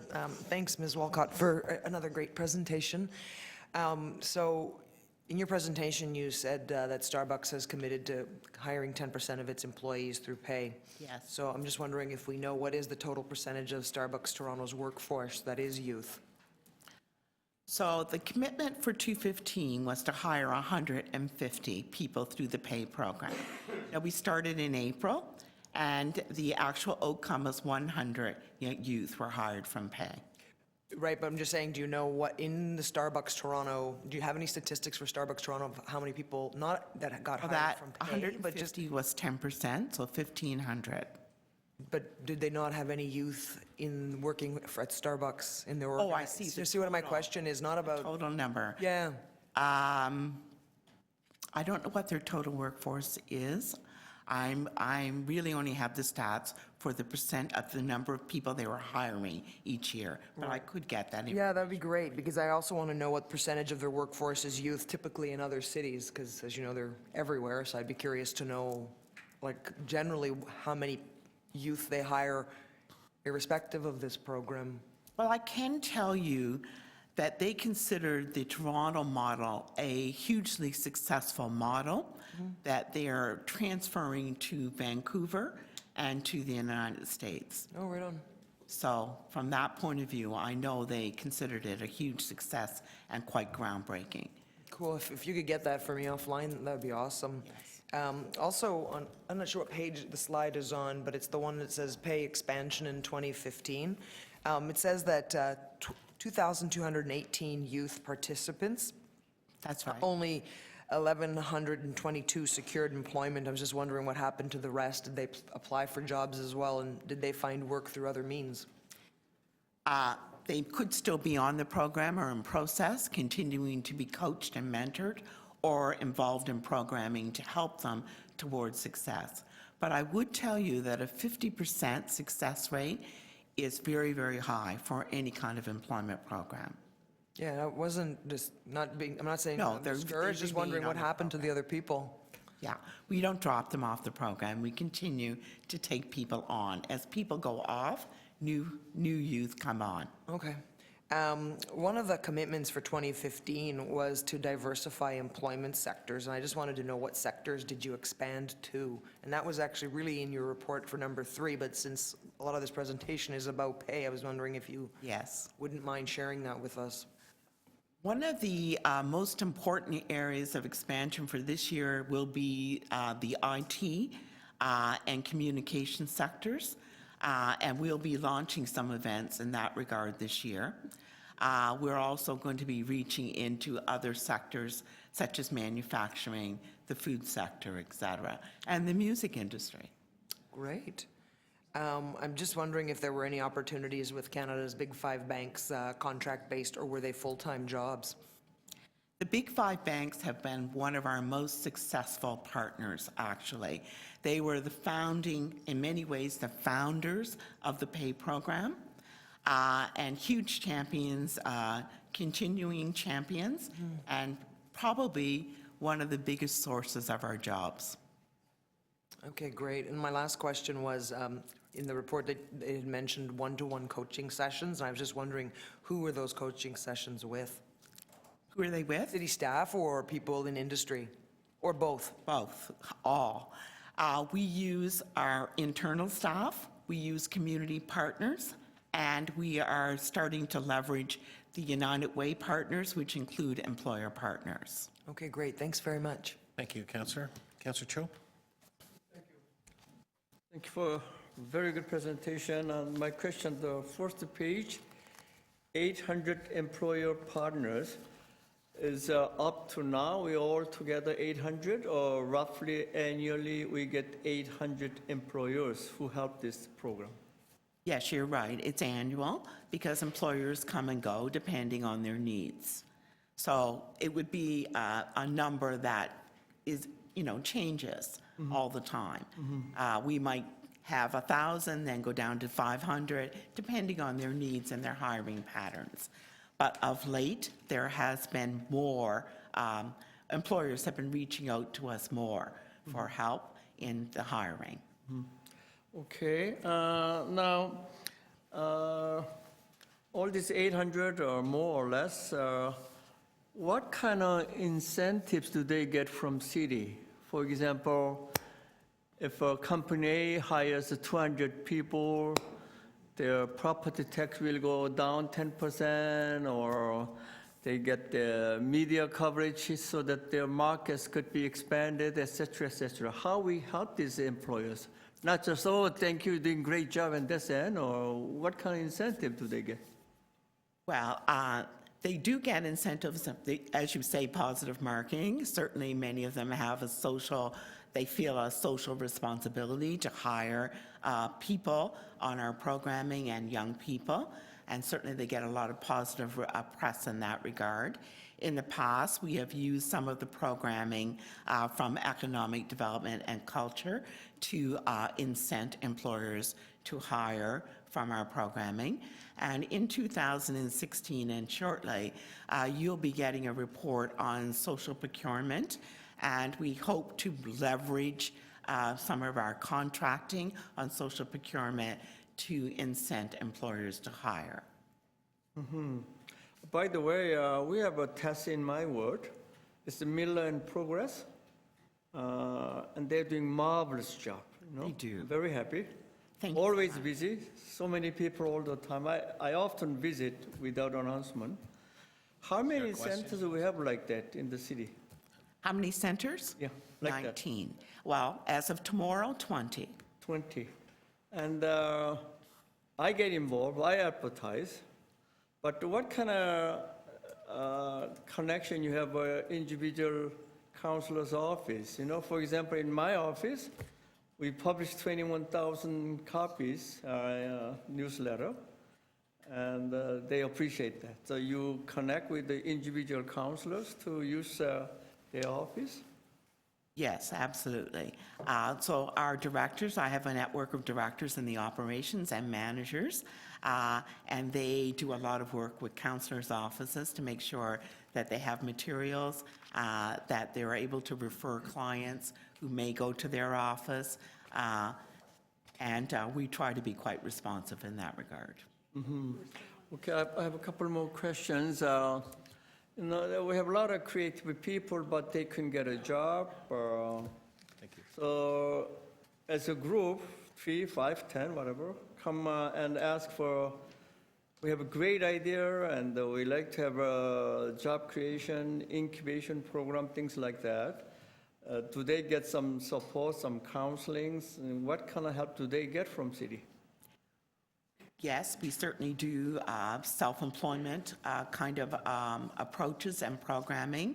And recently we did start a joint program with Economic Development and Culture called Starter Company at one of our employment centers, which provides a grant to people who are trying to start a business. Do they get some financial support too, or just Yes. information? Yes, they do get financial support. Financial support too? Yes. Oh, okay, so when I retire, I'll come and see you. One more question. You know, I was in South Korea. I visited one small city. Population is a little over 500,000. They project next year it's going to be over 1 million. They have a great project. They have a special program for seniors. Seniors, only seniors could work in some coffee shop. So seniors, and the business really, you know, blooming. What kind of program we have for people like seniors, physically challenged, or very unattractive, disadvantaged? We have a special program to people who have a difficulty getting jobs. Well, you may be aware that social development and administration does have a senior strategy. It includes employment strategies. And I think we did have a poster up about a particular job fair for the 45-plus age group. So I don't know whether 45-plus is really considered a senior, but certainly we do look at connecting more mature adults to jobs, and we're careful to make sure that we do have a range of programming for all groups. Okay, thank you very much. Thank you. Thank you, Councillor Cho. Any further questioners? Okay, seeing none. To speak, Councillor Kelly. Just very briefly, congratulations on a job well done in 2015. Thank you very much. And I'm delighted with the information that's in this report, and I think I can see 1 or 2 messages that I might be able to get out there in the near future. Okay, thank you very much. Anyone else? Okay. I just speak for a moment. I too want to thank you. Patricia, for you and your team in terms of bringing this document forward to help us to understand the great work that you and your team do on a daily basis annually for the citizens of Toronto. We have recognized internally what you do, but externally I wasn't sure that this was being communicated. And so my repeated ask for a communication plan is just this, which you've delivered on and so on. So I appreciate it. This is going to be very helpful to provide more information to a broader group of folks and so on.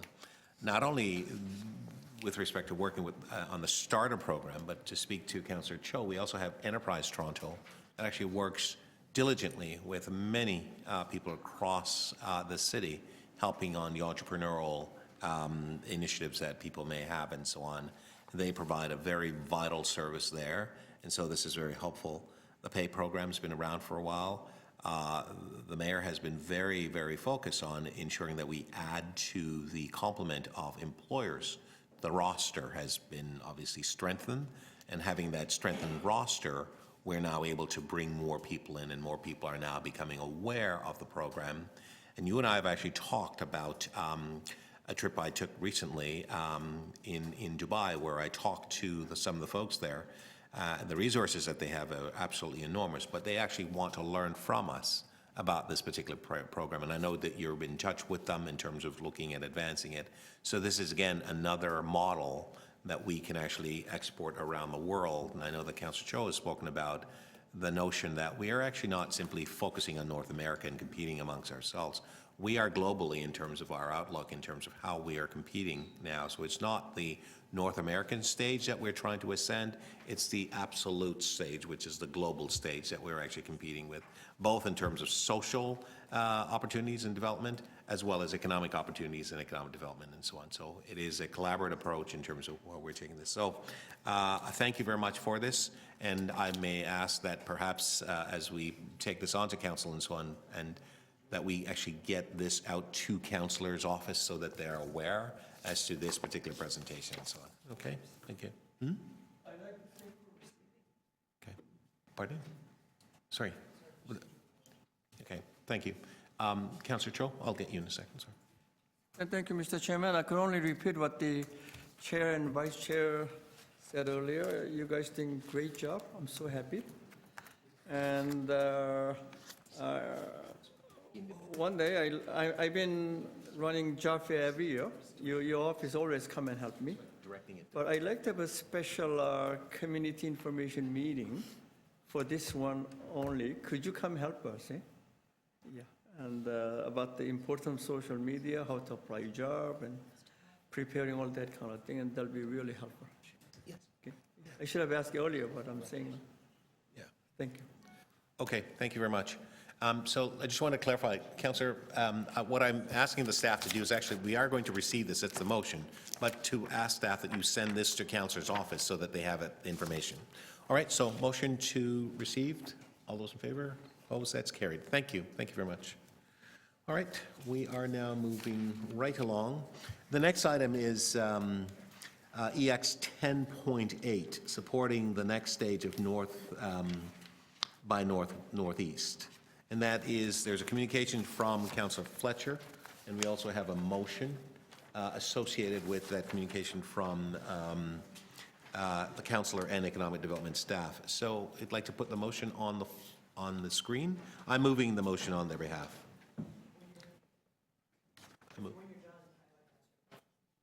Okay, that's fine. Yeah. All right. So can you read the motion? All right, great. So Councillor, I'm ready for questions. Okay, so in looking at your motion and then looking at what the letter asked us, number one, which was to designate North by Northeast as a cultural event of municipal significance, I'm wondering why that's not before us? Or is that's not what you're putting forward? You're putting forward... So I'm going to speak on behalf of the general manager, and he can speak for himself, but I'm moving this motion. But it is sort of my understanding that because we're directing this to the general manager to obviously look into, I mean, that's something that he can assess and make that determination.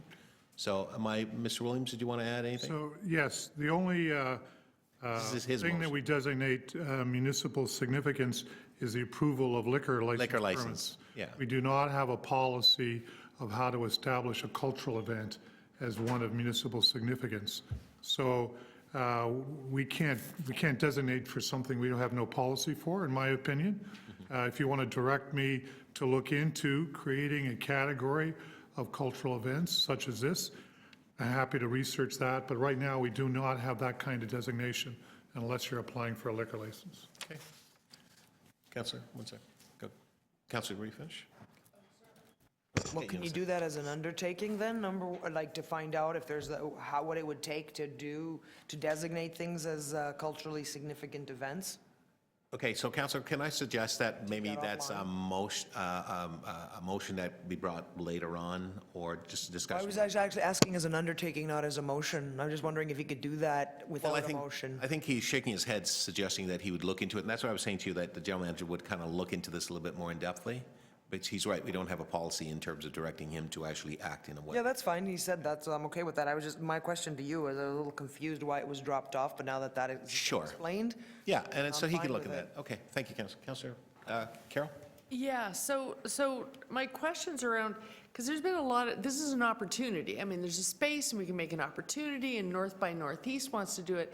But North by Northeast is also at the center of a lot of the discussion at Music Strategy. So this also may be the start of us having more of an involvement with North by Northeast, kind of like the way our partnership in TIFF evolved. So I like the changed wording, because when I saw this, I thought, okay, we have hanging out there this group that we redefine majors, they don't fit in the definition, so there's a group of things hanging out in a special group over here, and we're helping them out, but with specific sums of money. This is a lot about anything we can do in kind, is it not? So this motion Well, allows you to do that right off the bat. And that's why we put as much as possible in there, so as Yeah, to, because this is a private sector event, so Yeah. another issue that we need to weigh in the kinds of support. But certainly there are active conversations with Toronto Portland's company, of which I'm the chair of the board. Right. To make land available there in circumstances that is non-intrusive to the Yeah. neighborhoods. And so we are working with them. I mean, as Mike Tanner mentioned, that he came from them before, so I want to speak to these issues rather than put him in awkward spots, but I think the motions as they relate here are fine. We would do this for anybody. right, but the That had potential relationship to be a around, significant draw. yeah, and that's there in the future. Yes. Right, but the space here, we got a space here, this is the thing you've been waiting for a long time, a unique space, you could put 10,000 people in it, and that's what we've been waiting for all along. 10,000 people without causing a lot of problems, but that's still gonna be a private relationship. That's them renting a venue and us doing what we can to promote it and help them, et cetera, et cetera. Correct. Okay, so this replaces this, this idea of a designation, but by replacing it, we're not precluding that happening No, now. not at all. Just didn't want to address that because we didn't have a tidy home to put it there, and now we'll look into it Yeah, yeah, informally first, and then we'll see if we can bring it back as policy. right. But you would do it in the context of that work we're also doing to decide what's a major and is there an extra group we need to have? And that's the other reason for not doing it now is we Yeah. need some time to think this through in terms of the implications of all the other policy aspects of what That's we're my doing. concern, because we've spent so much time getting those in place. Okay, I feel more confident now. Thank you. Good. Thank you very much, Councillor Carroll. Councillor Kelly, questions, staff, or myself? This request is not embedded in the submission by Well, I can't speak,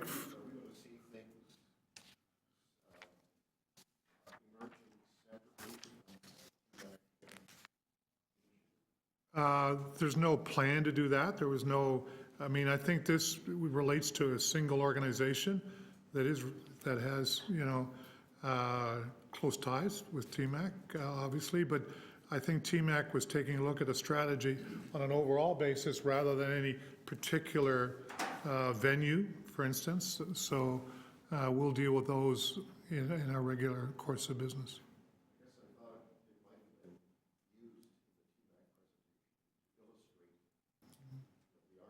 For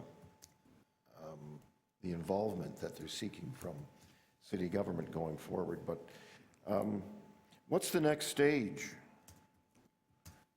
that's contained in recommendation number? So I think that's sort of generic language for a lot bigger. I'm sorry? It's generic language for a lot bigger. Okay. Thank you. Okay, thank you very much. Okay. And how big is big? Well, 10,000. 10,000. 10,000. We don't have very many places in Toronto where you can put 10,000 people into an outdoor concert and not. But it looks as, they're expecting that this June.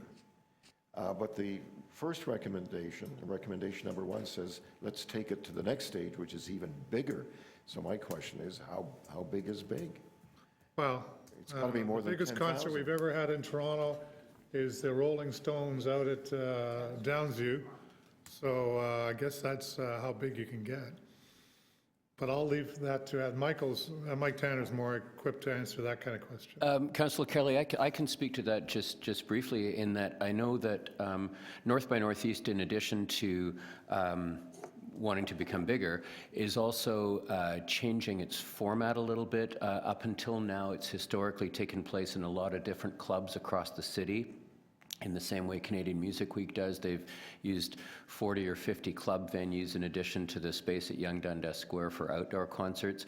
This is the next stage also in the sense of changing the format of the festival so that it would be contained within a single site, in much the way Luminato's plans focus on a single site rather than activating in 40 or 50 different little clubs around town. So it's an evolution of format as well. Have you thought of Ontario Place?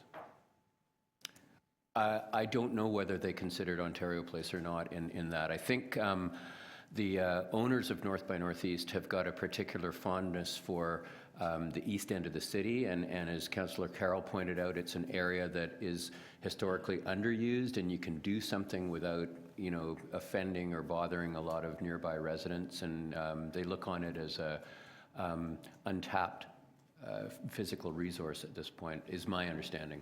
What about Fort York? Isn't there space there? Use Fort York and Garrison Common, but it's not big enough to handle 10,000 people, and it's got a lot of condos around it. The next stage is not necessarily to make it bigger, but to give it a one permanent site? Yeah, I think a bit of both. 10,000 on an annual basis. Is that correct? Well, I think we'd have to ask them. I could get back to you on that. Okay. All right, thanks very much, Councillor.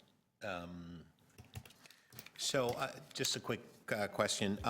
This particular matter came about and had been brewing for quite some time, but this matter came out of a communication that we received from Councillor Fletcher?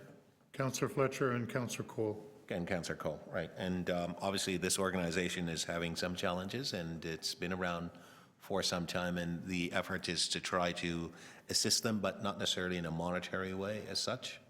At this point, no, we're not, we haven't been asked for. Right, I just want to make sure that's clear. Right, so we've been asked to provide any sort of assistance in helping them to arrange permits, et cetera, to accelerate or expedite the process in order to assist them so that they can confer their timelines, et cetera. Correct. All right, and that's what we're trying to do. Correct. Okay, thank you. Anyone to speak? Councillor Carroll to speak. Yeah, I guess I'll admit I was sort of inspired to speak by Councillor Kelly's questions. This is a big deal for North by Northeast because it's the tricky piece.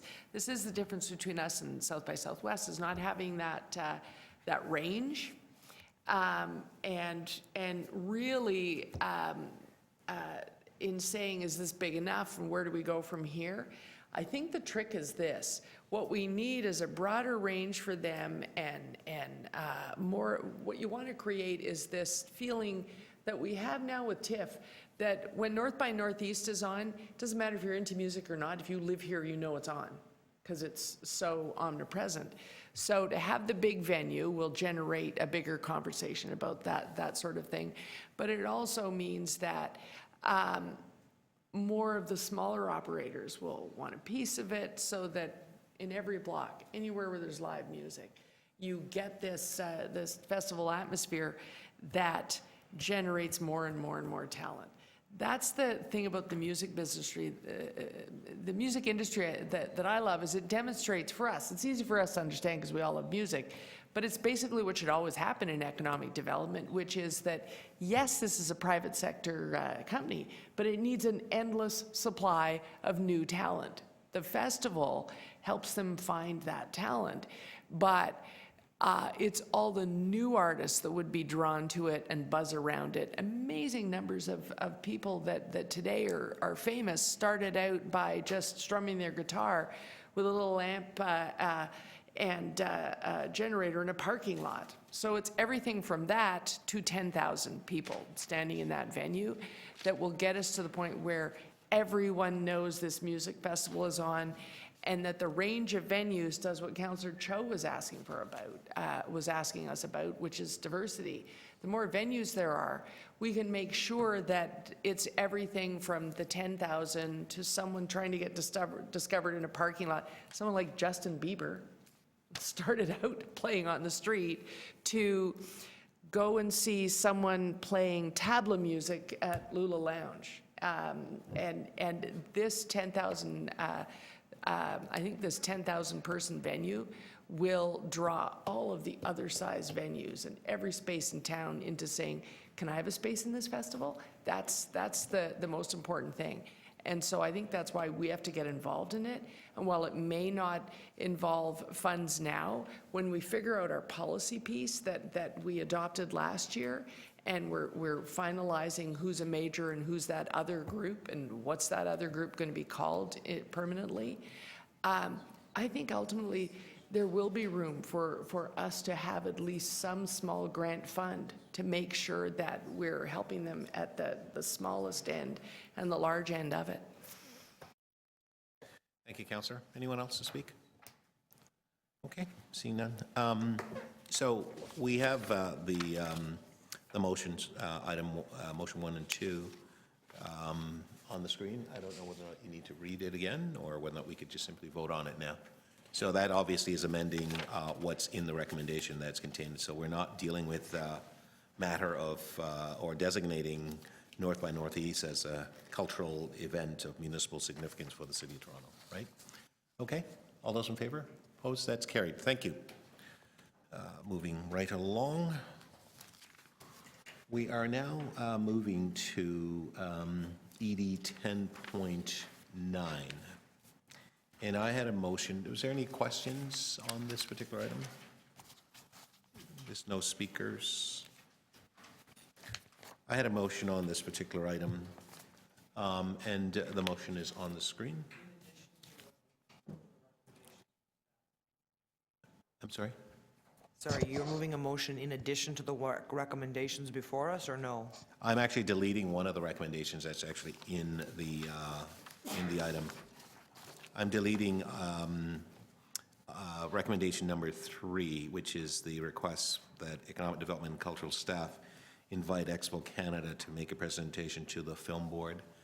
At this particular point in time, with respect to Expo or anything relating to Expo, the city hasn't taken a position in Swan. I don't feel comfortable inviting Expo 25 Canada to the Film Board. If the Film Board wishes to invite Expo 25, they could do so. I mean, I don't think we need to do that on their behalf. And so this is why I'd want to delete that particular request of economic development. Sorry? We're dealing 10.9. Sorry, did you have a question for me on my motion? Sorry, what did you say? I understand.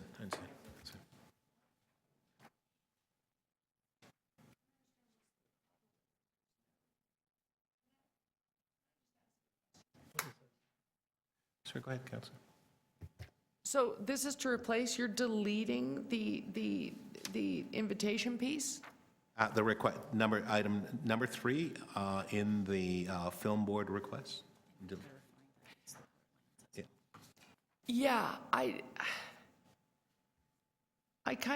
question this because by deleting it, I'm not so sure that we don't, that may have been asked of us because it makes it look like they're following the rules. There's a struggle that goes on in the film board often over where do we stand, who do we report to, what steps do we have to take to always follow protocol. And so this may be somewhat clumsy in execution. I'm just worried that there might be some offense taken by deleting it. I don't know if we want to do that. They're being extra careful. But if we have no objection to Expo 25 talking to them, because they're a major sector in the Portlands, and Expo 25 is looking at the Portlands too, why would we want to, have them interpreting the gesture of us deleting a recommendation about them meeting and talking? I'm concerned at how it will be perceived.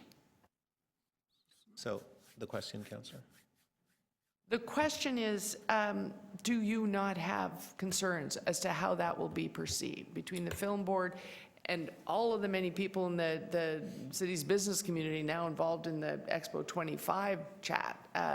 Do we, by deleting this when we're asked to put those groups together, are you not concerned that there'll be a negative perception? I take the point to your question, Councillor, and it's a good question. No, I'm not actually, because I think that at this particular point in time, the city itself has not taken a position with respect to what we're actually doing with Expo. And I realize that the film board has to make an ask of us, like this committee, and this matter has to go to council and so on. It's my position that, quite frankly, that clearly, because we are right now, we're nowhere near making a determination or decision on Expo. I'm not quite sure why it's essential for us to invite the folks from Expo to come to the film board to speak to them. And so this is why I suggest that I don't think this is appropriate in my view. So, but is there an understanding that staff will go back and explain, wherever this request was generated from, staff will go back to the chair of the board and make sure it's clear to them that I had asked staff we have no to objections to the two bodies talking to one another. You just don't need us, so that there is no negative perception? Yeah, I'd asked staff to do that in advance of the actual motion itself. I'm not sure Okay. where they were, but I'd actually asked staff to make the discussion. Go ahead, Mr. Williams. I'm not sure what the most appropriate way to do this is. It's just not appropriate to do it, in my view, through me. I agree with the chair on this. Right, but you'll make it clear to them that it's procedural. There's nothing to be interpreted from our actions of deleting. I don't want there to be us be in the middle of any sort of sensitivity. I agree. I'm happy to say that, and it's on the Yeah. record now. Yeah. Okay. Thank you. Okay, so are we okay now, Councillor? Yeah. Okay.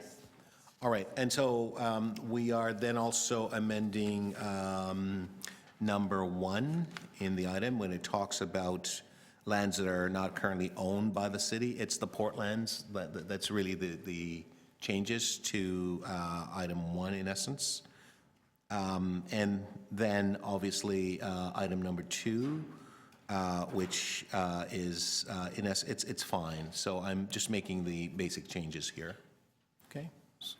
Councillor, just to vary the procedure, can I just make a suggestion to you about the first motion? Sure, go ahead, Because I'm just Mr. seeing it GM.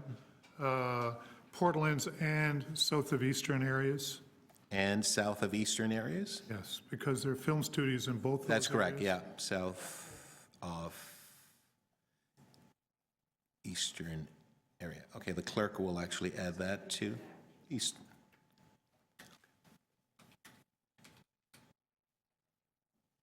Okay, we'll just make the changes.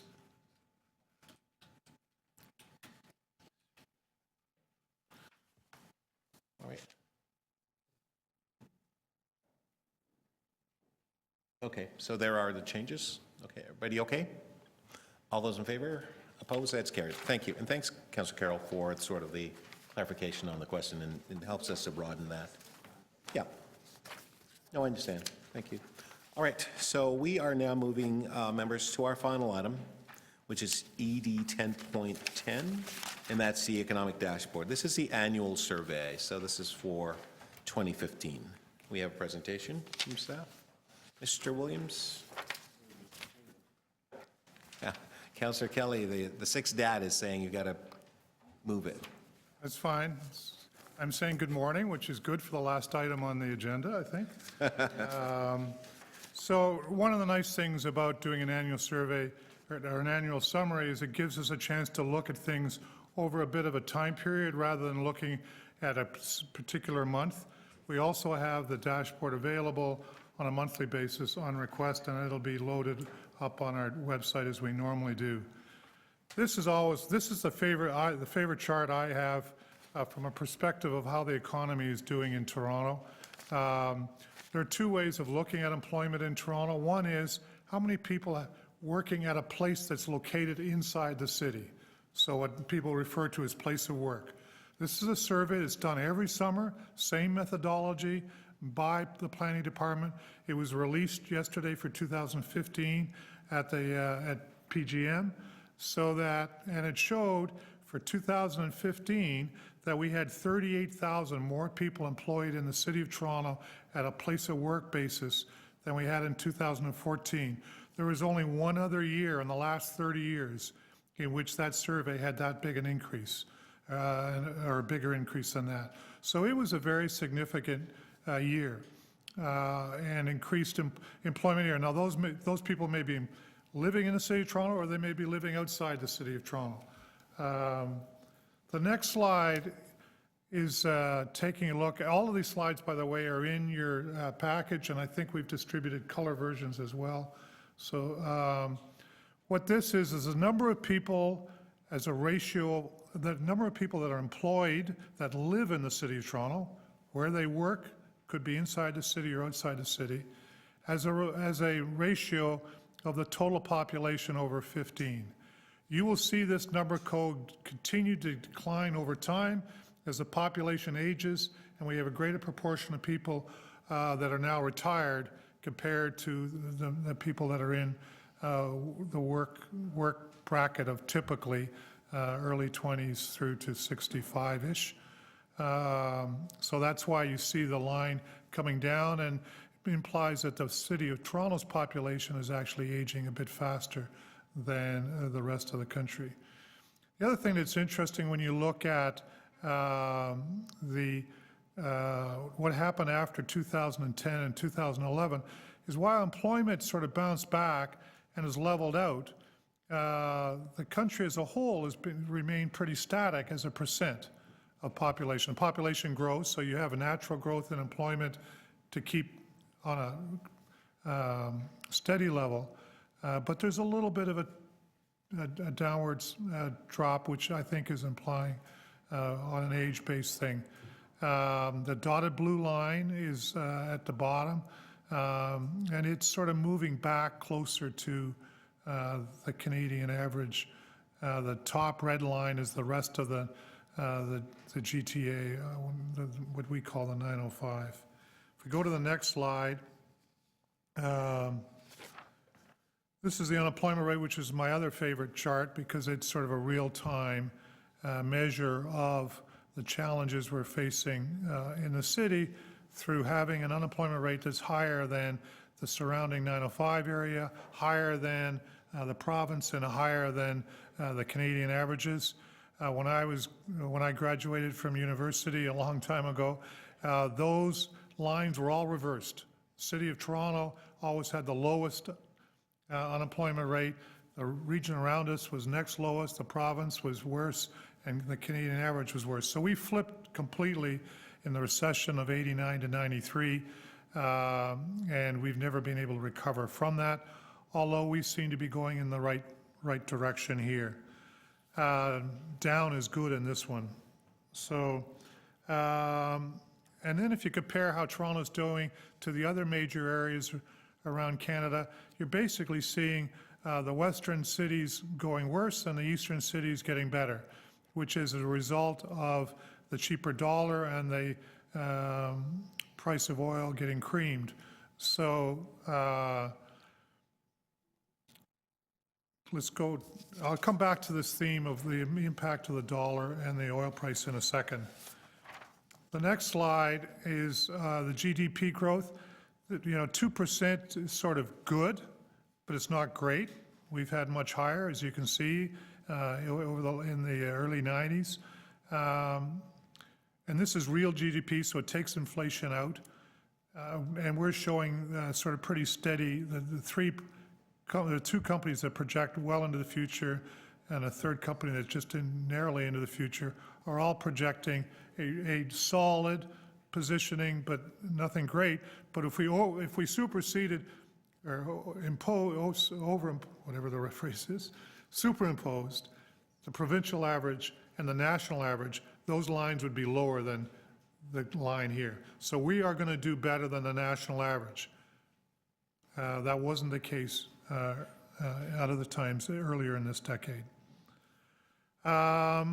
Let's talk about a couple of specific parts of our economy that are always being focused on. We continue to have tons of cranes in the sky. Our building boom is continuing. This particular source has us now second behind New York.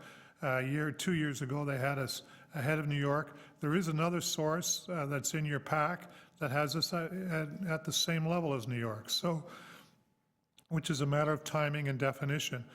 But given the fact that we're well ahead of almost every other place in North America, shows that our boom is continuing, softening a little bit from a high-rise perspective, but still pretty solid. Two more areas of space-based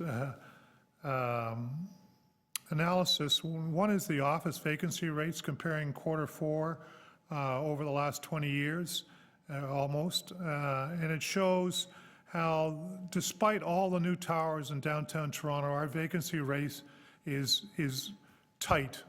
So it puts upward pressure on prices, but it's solid. So I remember 3 or 4 years ago, we had somebody sitting here that was predicting a vacancy rate that was going to double. Can't remember his name. And that didn't happen. And so I think that shows how powerful the attractions of our tax policy, our long-term tax policy, our IMED incentives, more people living downtown, the investments in Union Station, creating a boost for our office building vacancy rate. Now I want to talk a little bit in the next slide about seeing the impacts of the low dollar. So all of a sudden, and anecdotally, when I talk to real estate brokers that deal in the industrial space thing, we're getting a lot of attention on our industrial space in the city. And you can see now how that's driving our vacancy rates lower. Vacant land that we have is attracting lots of interest. Finally, we would go 20 years with nobody sort of inquiring on some of our plots of empty land, and now we have 4, 5, 6 inquiries happening on many of them. People were predicting 3 years ago that when we did the Portland's Acceleration Initiative that we'd be on a 20, 30-year cycle.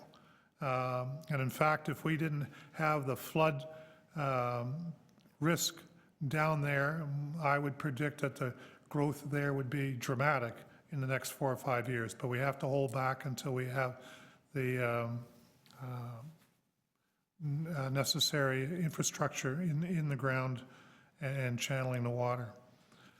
A couple more slides only. This one just to sort of remind people about our population, and people talk about 100,000 people come to the region every year. That number is not quite true anymore. In the city of Toronto, it's more between 20 and 30,000 net population growth. The big growth driver has always been, continues to always be, immigration from outside the country. And the intra-provincial migration, which I will make a demographic prediction that red below the line, i.e. lost to other parts of Canada, will diminish in the next couple of years as the oil impact happens out west and people aren't all out west and they start moving back either to central Canada or to eastern Canada, depending upon where they see their prospects best being placed. We continue to have the same basic level of natural population increase. That over time, many parts of Canada are going to see that go down as deaths start to approach the number of births. However, because we have lots of immigrants coming into the city and into the region, we have a higher population growth rate, natural growth rate, than many parts of Canada, and indeed many parts of the Northern Hemisphere.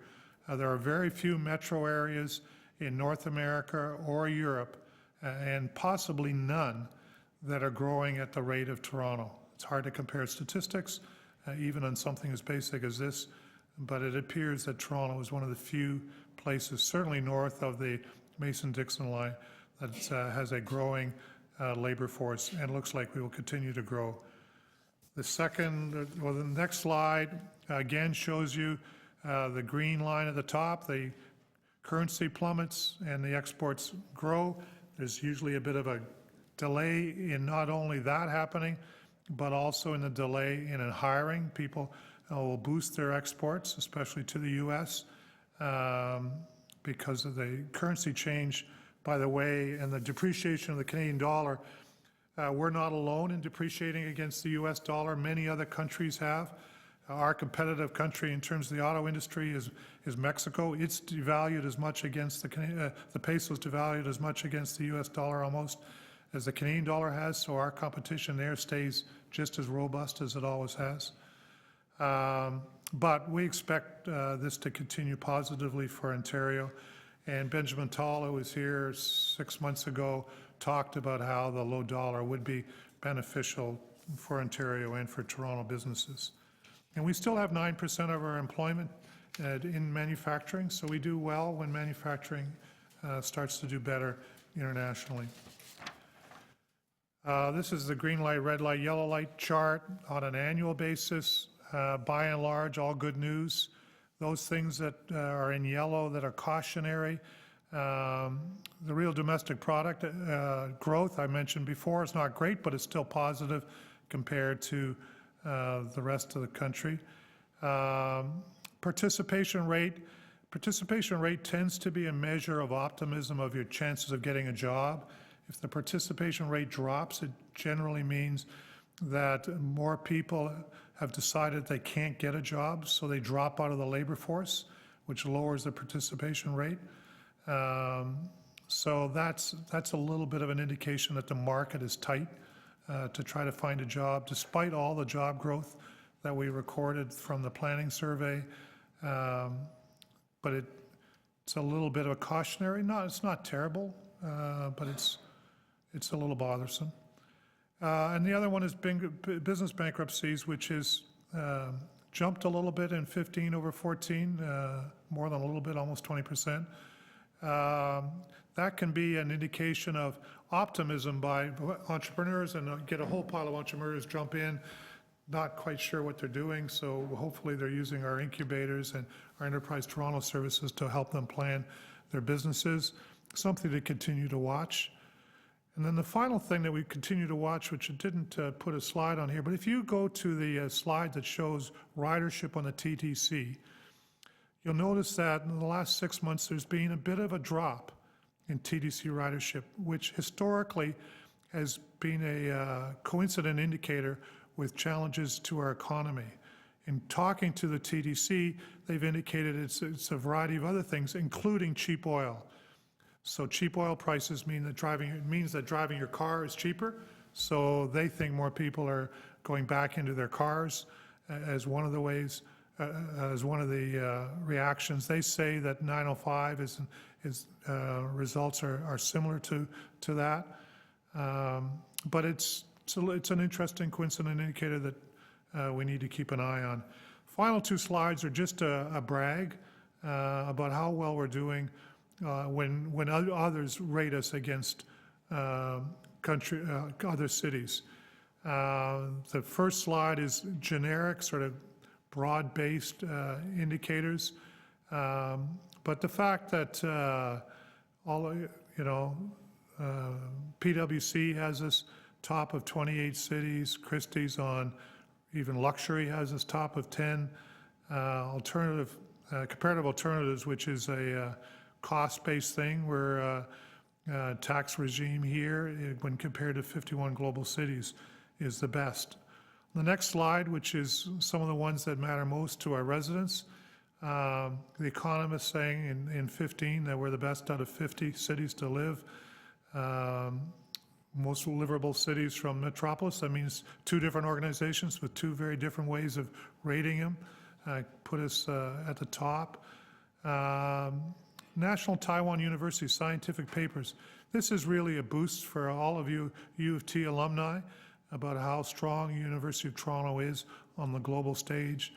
And then there's lots of other very positive rankings. So all in all, my report would be that our economy is solid in the city of Toronto, but it's not, there's still causes for concern. There's, still a message that we need to continue to work harder, I guess is what I'm trying to say.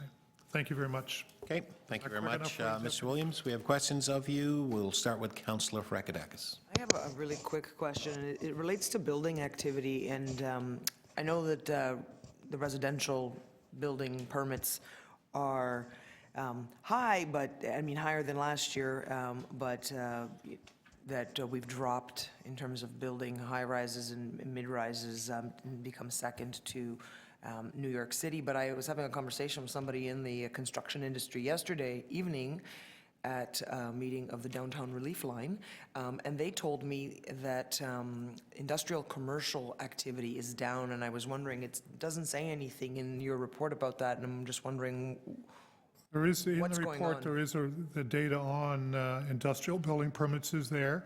It's a little softer than it was last year, if I remember right. I just don't have the data in front of me. Sorry, I apologize, it's on page 18. Okay. But you were saying? So these things go in waves. One of the problems with a cheap dollar, it makes importing building materials more expensive if you're using materials from the U.S., which unfortunately we still have to do sometimes in our construction industry. That may be one of the causes. But I don't get a sense that it's all doom and gloom or anything like that. I just think it's a softening. If you take a look at the history of industrial and commercial building permits over time, they bounce around a lot because of the size of the projects can sometimes significantly change the trend. So, government spending has reduced on capital for a while. Building today, those decisions were made 3 years ago, generally speaking. So we have to look back to what was happening then. We did have a soft time in 2012. We had a bit of a blip in our economy, if you look back on some of the charts. And I think what we're seeing now is a reflection of that. Thank you. Okay, thank you very much. Any further questioners on members are here? I know I've got you, Councillor, just in case anyone wanted to, okay. All right, and we are going to now turn to Councillor Carroll. I'll set your time when you see. I'm frustrated with these bankruptcies. Because we could say it seems like a small amount, but really the whole last 3 years, the fact that we're always in upper 300 and 400 bankruptcies a year, and I'm wondering if we churn through those a little bit and find out what's particularly vulnerable. We know we want startups, and we know that a lot of people get into it not really knowing, but is that also a sign of that chronic problem we have, that there's far less venture capitalism going on here? Well, I was at an event this week where there was a lot of conversation about that problem of venture capitalism, venture capital availability, especially Canadian-based venture capital. Yeah, Canadian-based, that's what I mean, that's a chronic gap. And we haven't done any research on the reason for these bankruptcies. As you can see, it's not as bad as it was in 2013, which was a pretty strong year for the city. But again, it is cause for us to take a look at it, and we will do that. And it would be nice if we could have a look one day at, you know, what causes bankruptcies and how worried should we be about that trend? Are there, you know, are there 90% more successful startups so that we would know that, well, this seems like a lot of bankruptcies, in fact 1,500 succeeded, something along those lines, or if they're particularly vulnerable sectors. Yeah. Do that research. We haven't done that. Yeah, I think it's something we should look at, because I think a big thing that we should be talking about is, if it's that strong, if we've got a province saying they're about to be deficit-free, this should be a good place for venture capitalists to be investing, and it should go beyond just Dragon's Den. Peter Viducha, do you have any insight as to, on the bankruptcy data in terms of historical trends, whether this is historically something we should, that's notable in terms of a worsening trend, or is? Okay. Okay. Councillor Cho, the question. Thank you, Councillor Carroll. I need a little help, Mr. Williams, understanding some of the graph here. On page 3, employment rate, and page 4, unemployment rate. Now, it makes sense because page 3, employment rate, the 905 is higher compared to Toronto. So unemployment rate, Toronto is higher than 905. And yet, when it comes to Q4 office vacancy rate, it's 905 municipalities is way higher than Toronto. So how can I relate this? On one hand, 905, their employment rate is higher, way higher than Toronto, and yet their vacancy rate is way higher, and Toronto is lower. So how can I connect these correlations? Well, I'm not the best person to talk about how the real estate development industry works, but I do know that in the 905 area, there's a lot more speculative building of both offices and industrial buildings. In the city of Toronto, because the land is so expensive, you don't do those things very speculatively. You usually only build when you have a tenant pretty well lined up. So I think there's more speculative building that goes on in the 905. The land prices are cheaper, so it's easier to carry it, if you will, for a bit of time. Also, the employment rate and the unemployment rate, that's for the whole economy. Offices that have, where they track the vacancy rate are only the big offices. They don't track so there's a lot of other places where people work other than just in the offices. But I think this is a reflection of the speculation that goes on in the 905 versus the downtown rate. The other thing, of course, is the spaces are where the spaces are, but the employment moves across the boundaries, so that you could have higher unemployment in the city because more 905 people come into the city to work and fill those places. So it's a complicated teeter-totter in multiple dimensions that I think explains it. Okay, thank you very much. Okay, thank you very much, Mr. Williams. I have no questions for you. You're happy with the green lights. I'm happy with the green lights. There are no red lights, but there are some cautions, and you're continuing to work. We're working on those. To speak, Councillor Carroll.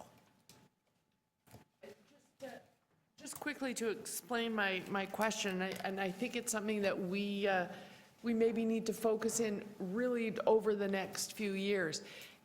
We have a long history of being risk averse. We're Canadians. By definition, the idea of venture capitalism is nuts to us.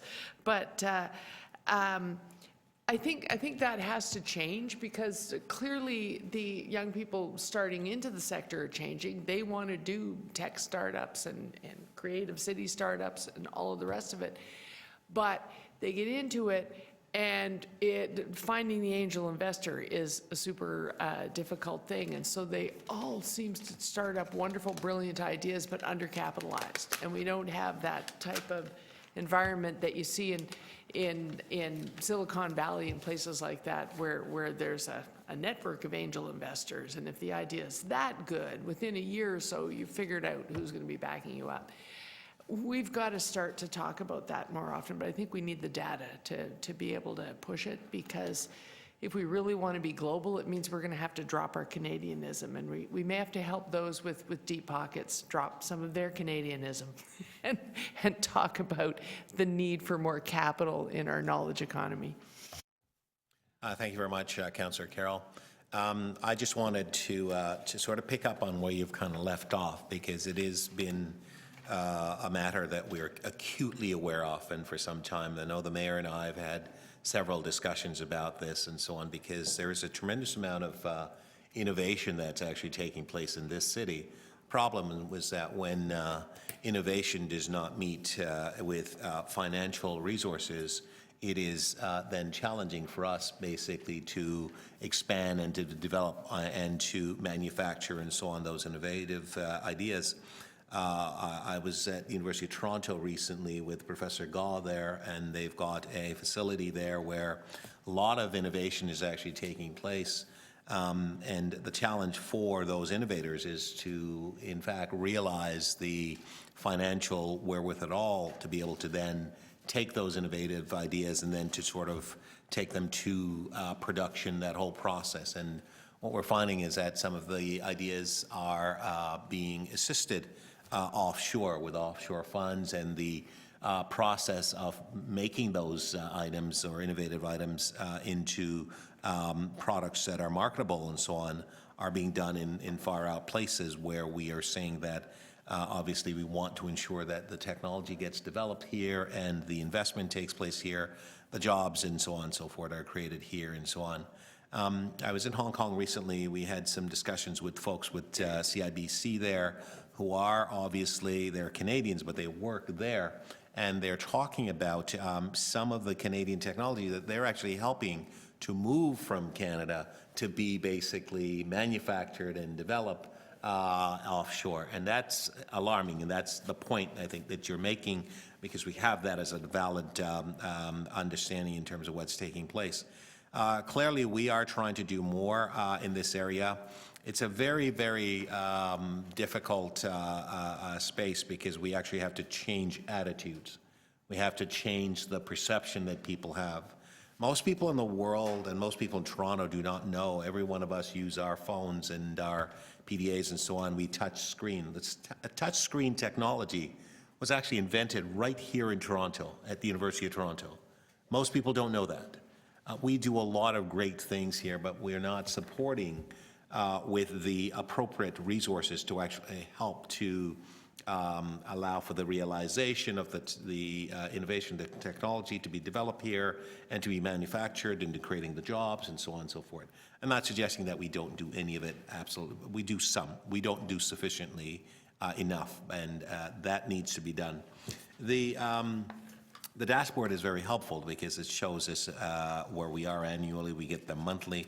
I'm much more in tune. I really like the annual one, which gives us sort of a perspective, 12-month look at what we have done. We are doing well, but clearly we have to continue to work harder, because the competition that exists in the world, and again, we're not competing simply with respect to the North American economy. We are part of this world economy, and we have to compete globally in that space. We have meetings with a variety of folks talking about technology, talking about finance, talking about how we improve the opportunity for manufacturing to take place in Toronto.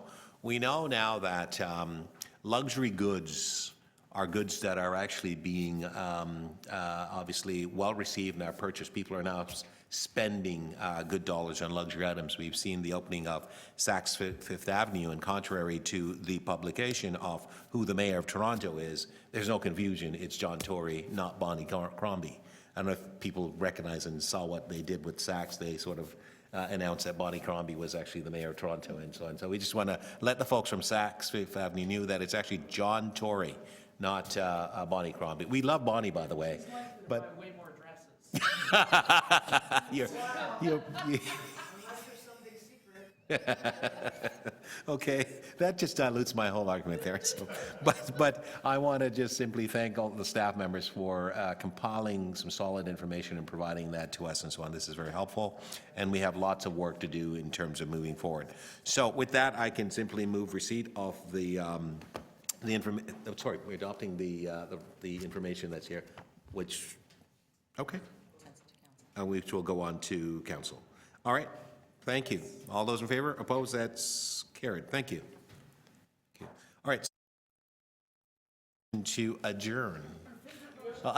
All those in favor? Opposed? That's carried. Meeting 10 is adjourned. Thank you very much, ladies and gentlemen. Thank you.